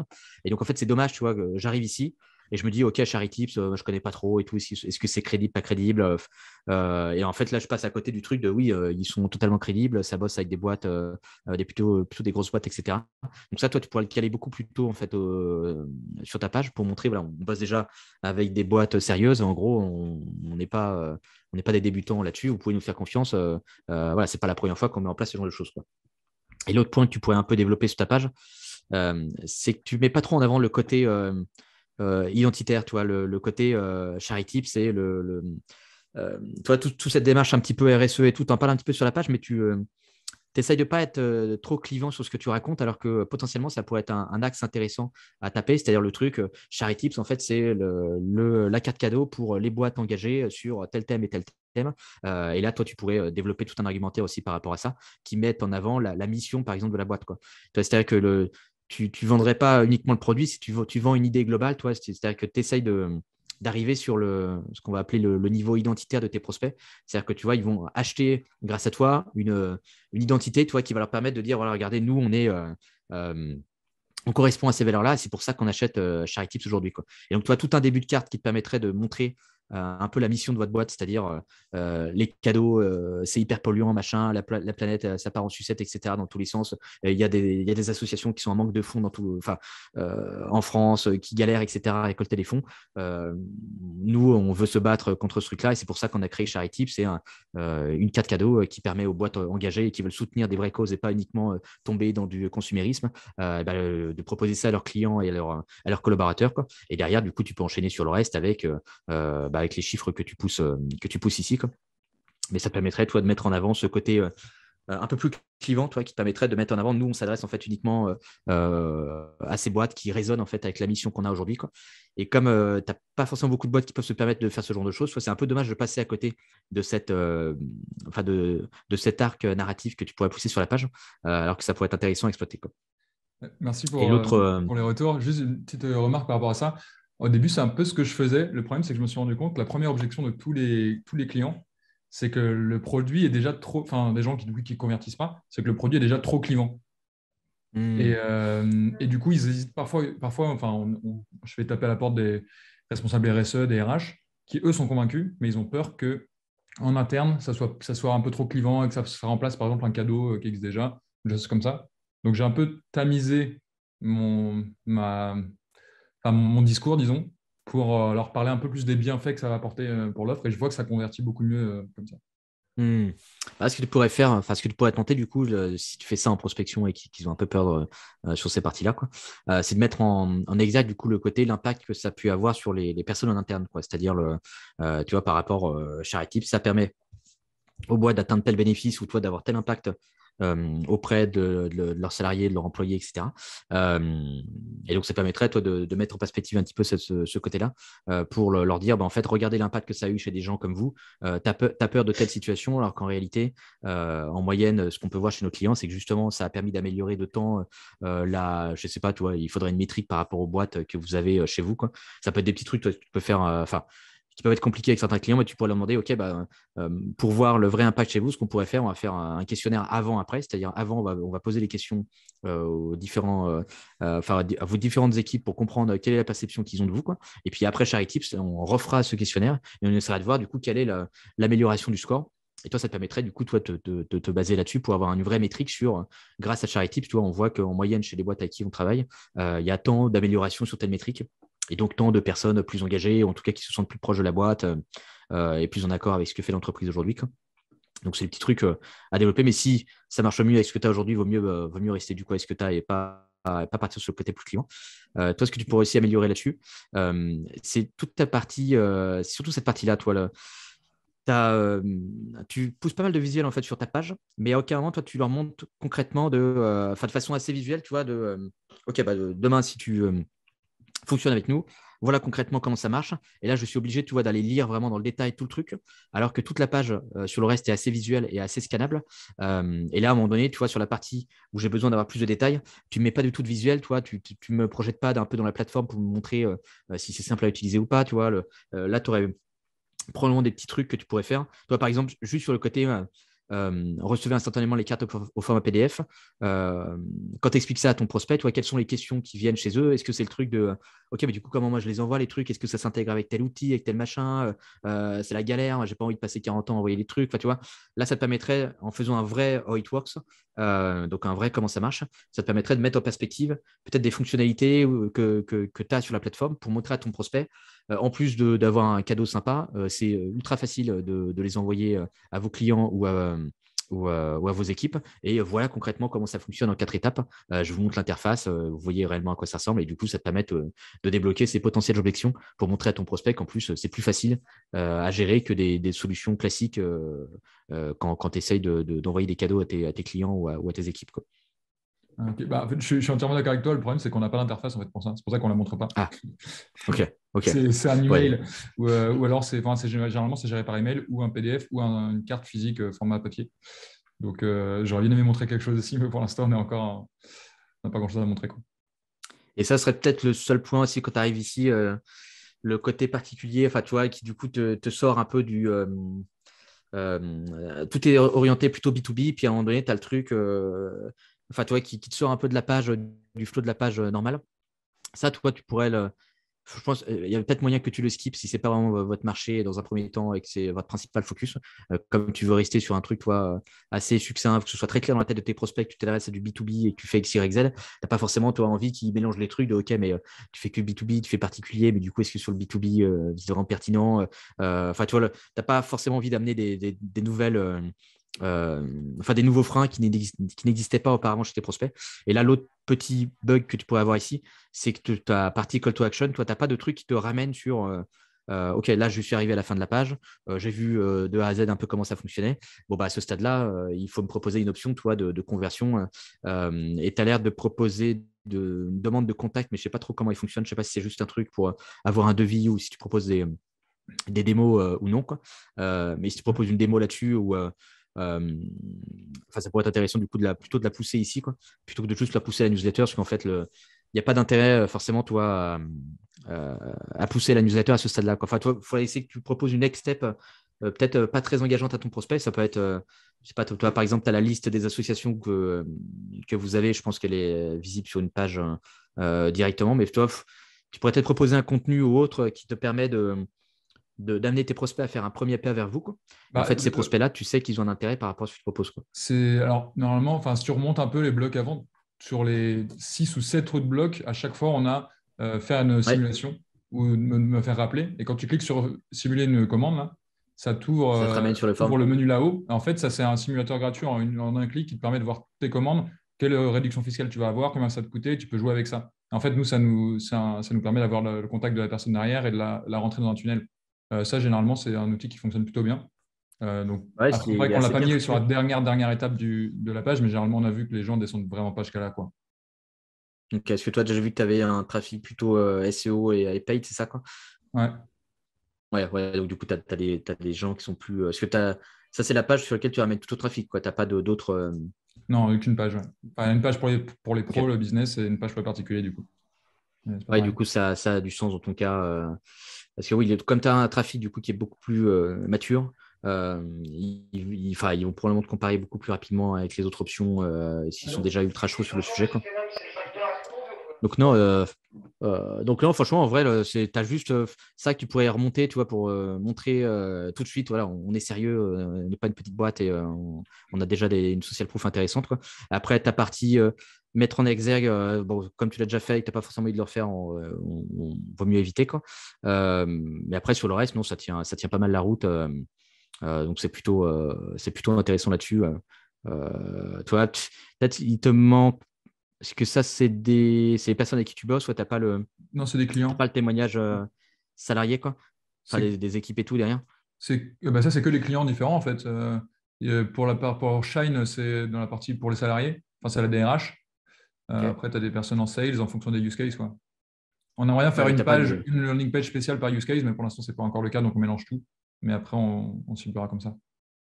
Ok. Ouais, bah non, franchement, très propre, hein. Fais un bon job là-dessus. Tu projettes pas Merci. mal. Enfin, toi, et puis tu te mets en. C'est peut-être ça aussi, toi, ça pourrait faire partie peut-être plutôt, enfin, arriver un petit peu plus tôt sur ta page pour justement pas mettre en exergue le côté clivant, mais plutôt mettre le côté en plus, c'est un cadeau qui va être plus intéressant par rapport à ce que vous faites en temps normal. C'est peut-être un truc que tu pourrais pousser un petit peu plus tôt, notamment pour les prospects, tu sais, qui vont essayer de checker les options très rapidement et du coup qui veulent voir tout de suite, OK, en quoi c'est pertinent. Par exemple, ici, tu vois, par rapport à ce qu'on avait vu, la page Investor Club, il y a moyen que tu puisses mettre quelques bullet points comme ça rapidos pour mettre en avant ces quelques fonctionnalités, enfin ces quelques bénéfices intéressants. Et donc comme ça, ton prospect qui lui n'est pas forcément une boîte ultra engagée, mais qui cherche juste un cadeau qui fait le job et qui veut lui permettre d'optimiser au maximum, là, ça te permet de tout de suite capter l'attention de ce prospect-là et de mettre en avant les bénéfices de ton offre par rapport aux autres cas cadeaux qu'il a pu voir juste avant sur Google et sur le trafic payant, quoi. Ça marche. Merci, Euh, merci pour le retour. bah, je t'en prie, quoi. Donc, du coup, il y avait Stadium Go. Bon, on va faire un truc rapide là-dessus s'ils sont Et juste pas avant là, qu'on quoi. passe sur ça, désolé Alexandre, Maxime, il y a Antoine dans le chat qui te demande quel Ouais. outil tu as utilisé pour ta Euh, landing. du coup, je l'ai fait moi-même, mais je suis designer UX, donc ça aide un peu, je pense. Ok. Ouais, bah, Ok. bravo en tout cas. Merci. Merci pour la réponse. Alors, là, c'était pareil. Enfin, pareil, parce que vous avez des solutions qui sont assez intéressantes, enfin, qui sont assez innovantes et tout. Donc, il y a vraiment des trucs sympas à faire. Et donc là, qu'est-ce que je m'étais noté déjà dessus? Là, ouais, le seul pépin, c'était le côté où on parle avec des termes, un petit peu de jargon, alors qu'en fait, dans le formulaire qui avait été rempli, il y avait d'autres mots-clés du type que les axes étaient engorgés, qu'il y avait des bouchons de partout, etc. Et donc, il y aurait moyen d'avoir un titre qui soit un peu plus engageant là-dessus pour mettre en perspective le problème que rencontrent les personnes quand ils viennent sur le stade. Parce que là, en fait, on parle des supporters, mais on parle pas forcément des stades, si on s'adresse apparemment que à des équipes de foot, j'ai l'impression, quoi. Ouais, j'ai l'impression que les équipes de foot. Donc là, il y aura moyen d'être plus spécifique en fait sur cette partie-là pour mieux mettre en avant le problème qui est amené, enfin qui est résolu plutôt grâce à la solution, quoi. Et toute la partie aussi problème n'existe pas sur cette page, alors que ça pourrait être plutôt utile de bien montrer en fait, parce qu'il y avait des chiffres là-dessus aussi dans le formulaire qui avait été rempli par la personne. Il y avait des chiffres assez concrets sur OK, il y a tant de personnes qui sont irrités par tout ce qui est bouchons sur les stades, etc., quand ils veulent venir au stade, et donc c'est un gros frein pour eux, etc. Enfin, là, il pourrait y avoir toute une partie de problème là-dessus qui pourrait accentuer le problème du prospect pour lui montrer que ce n'est pas un petit enjeu, que c'est un gros truc important et que c'est une vraie demande des supporters d'avoir des solutions de mobilité qui vont leur permettre de faciliter un petit peu l'accès l'accès au stade là-dessus, quoi. Et derrière, le seul pépin aussi qu'on a ici, c'est comme on a une plateforme qui est assez innovante et du coup qui n'était pas forcément adressée auparavant par d'autres solutions, il faut essayer d'aider le prospect à se projeter avec des use cases concrets, c'est-à-dire, OK, concrètement, parce qu'on voit qu'il y a des trucs ici, événements, etc. Mais du coup, événements, OK, est-ce que c'est juste le match ou bien est-ce que je peux organiser d'autres types d'événements grâce à la plateforme? Et du coup, quel type d'événement? Qu'est-ce que je peux faire? Enfin, dans quelle situation je vais pouvoir utiliser une solution comme celle-ci? Et donc, comment je vais pouvoir, moi, me projeter avec et imaginer, du coup, ce que je pourrais avoir avec cette solution-là.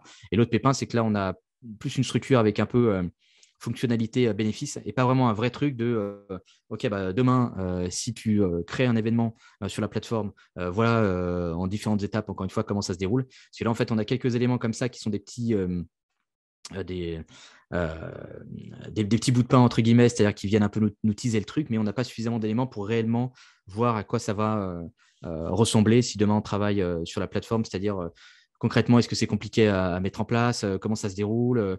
Qui a la main derrière sur le truc? Est-ce que je peux créer un événement moi-même ou non? Il y a pas mal de questions qui restent en suspens là-dessus, donc ça pourrait être plus intéressant d'avoir une partie qui met plus en exergue le problème dans la partie titre de la page. Derrière, pareil, accentuer le problème du prospect en lui montrant que c'est pas un petit enjeu, c'est pas un truc nice to have, mais que c'est vraiment un gros problème que rencontrent les supporters aujourd'hui et qu'en gros, on peut pas se permettre de l'ignorer, quoi.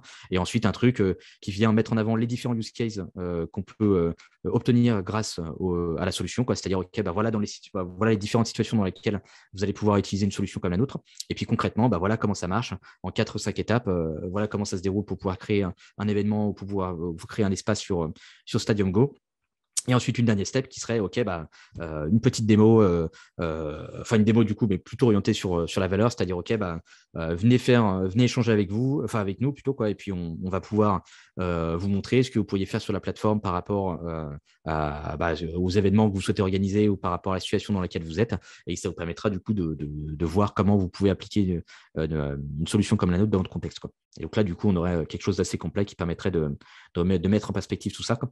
Et là, ce qui est intéressant là-dessus, qu'on n'a pas forcément abordé sur les autres pages, c'est que pour les prospects qui ne sont pas prêts à convertir tout de suite, c'est assez intéressant de leur proposer une offre alternative sur la page, c'est-à-dire vous avez la partie démo ou en tout cas plus orientée conversion, et il y a une autre partie qui va être plutôt destinée à des prospects qui ne sont pas encore tout à fait prêts, mais qui ont quand même un intérêt par rapport à ce que vous proposez et qui du coup seraient intéressés pour avoir un petit bonus, un petit truc pour en gros aller plus loin et voir un petit peu plus à quoi ça ressemble.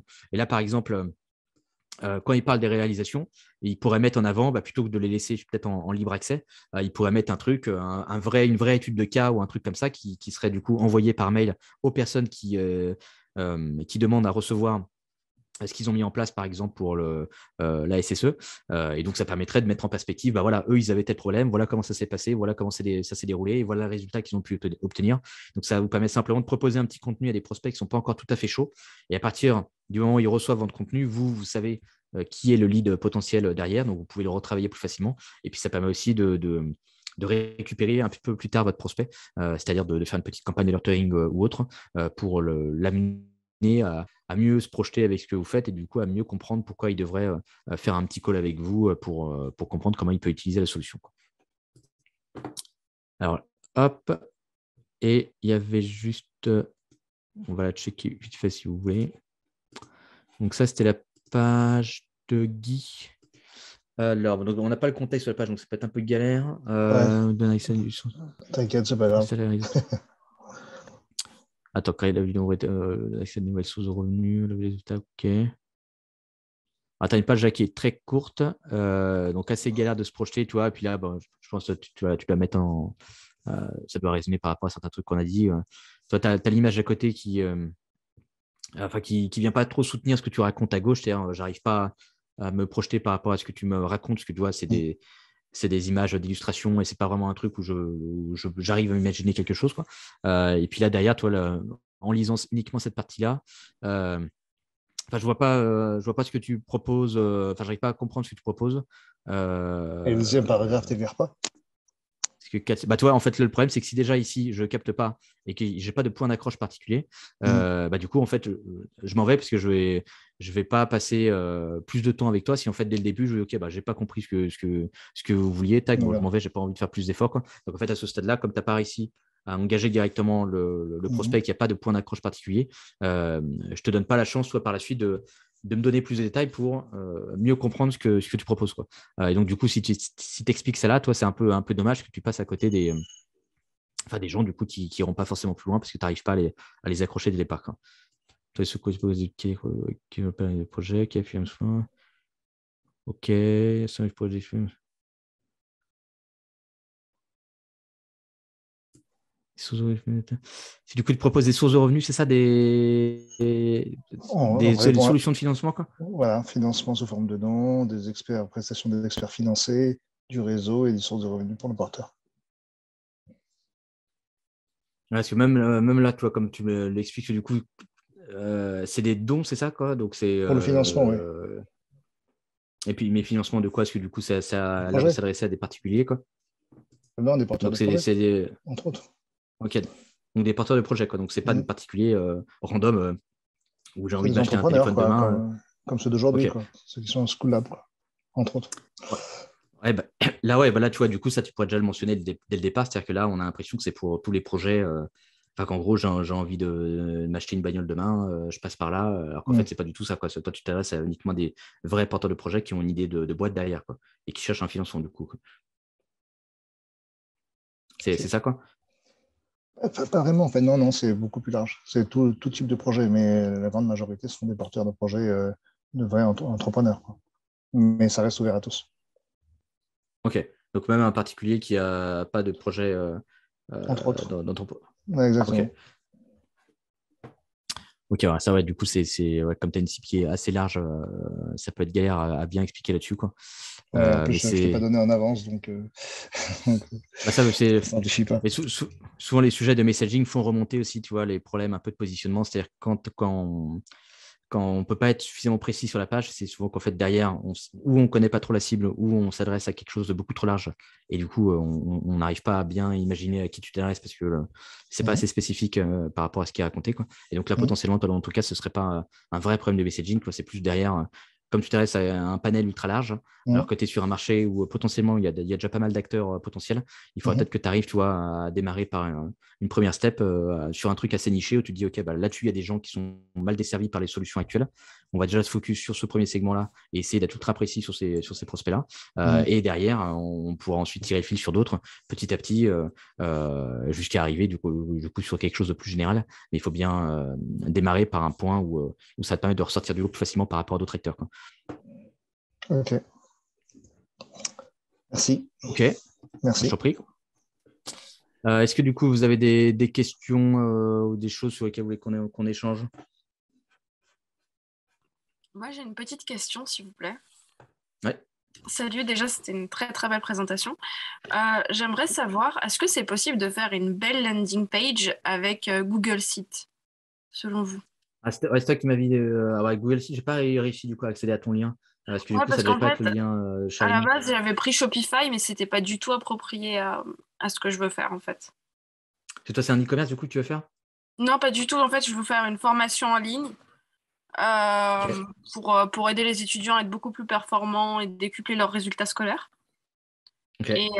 Et du coup, j'ai fait une landing page, mais via Google Sheets, du coup, parce que j'ai aucune notion en coding ou même en no coding, je suis assez nulle. Et Google Sheets, j'ai trouvé que c'était super simple. Et du coup, j'aimerais savoir. Je ne connais pas du tout Google Sheets. Donc, je ne sais pas à quoi ça ressemble. Je ne connais pas Google Sheets. Tac. Il faudrait que j'essaie de créer un truc quand même là-dessus. Ouais, ça semble. Attends, je vais essayer de checker machin. Donc, tu as fait le site là-dessus et donc tu galères à faire un truc qui tient. Enfin, qui. Non, au contraire, je trouvais que Google Sheets, c'était vachement simple en fait. Ok, en vrai, si ça fait le job par rapport à ton besoin, parce que ouais, il a l'air de faire quand même quelques trucs. Ça fait pas mal de choses et ça permet de gagner un temps fou à pas chercher comment mettre un bouton d'action de trucs et tout. C'est super simple en fait. On peut mettre tout ce qu'on veut dedans, des questionnaires, des vidéos YouTube, etc. Et du coup, je me demandais, est-ce que j'ai vu qu'il y en a qui l'utilisaient et je me demandais est-ce que ça peut tenir la route, quoi. Bah, en vrai, si tu arrives à le mettre sur un domaine, si tu peux très bien faire aussi des trucs sur Notion ou autre, tu as plein d'options aujourd'hui, hein. Si tu arrives à faire quelque chose qui, toi, te convient là-dessus et à faire ce que tu avais en tête, ça fait largement le job, hein. Tu n'as pas forcément besoin d'avoir des trucs plus complexes, ultra chiadés dans tous les sens, avec des animations de fou, hein. Parce qu'encore une fois, le but, c'est vrai qu'aujourd'hui, il y a beaucoup la tendance du no-code et donc on peut faire des trucs assez sympas avec des animations, etc. Sauf que du coup, il y a beaucoup de sites qui se perdent un petit peu là-dedans et qui, du coup, en fait, passent plus de temps à faire des trucs animés où finalement, on va concentrer l'attention du prospect sur le truc animé. Et parfois, ça n'a aucun intérêt parce que, par exemple, un truc sur le curseur, tu vois, une petite icône sur le curseur ou autre. Enfin, bon, c'est des choses où finalement tu t'intéresses à la forme et en fait du coup tu oublies complètement le fond et tu passes à côté du vrai message et donc là c'est pas idéal toi du coup de partir sur des trucs avec une tonne de fioritures, donc au moins avec Google Sites tu restes sur quelque chose d'assez simple et les prospects sont contraints de se focus sur ce que tu as raconté, donc c'est pas mieux je dirais pour démarrer là-dessus, quoi. Au moins tu te perds pas dans des fioritures qui sont pas utiles dès le départ, quoi. Ouais, franchement j'ai perdu énormément de temps à comprendre des choses, comment ça fonctionnait et tout. Et en fait, je me suis rendu compte que j'oubliais mon propre message à la fin. Alors que, du coup, voilà. Merci en tout cas, vous avez bien répondu à ma question. Je t'en prie. Du coup, les autres, c'était clair. Je vois le temps qui file. Un grand merci, Alexandre, en tout cas. Je pense que tout le monde a apprécié tous tes conseils. J'espère. Je pense qu'il y a ça a été utile pour vous, quoi. Plus de questions. Je pense que oui, ça a été très utile. Si vous n'avez plus de questions, de toute façon, je suis encore dispo sur LinkedIn et tout, donc vous pouvez me pinguer sur LinkedIn si ça vous intéresse, quoi. Et puis, s'il n'y a pas de questions, on peut s'arrêter là si c'est OK pour tout le monde, quoi. Super. Écoute, merci beaucoup, Alexandre. Et à très bientôt. C'est moi, quoi.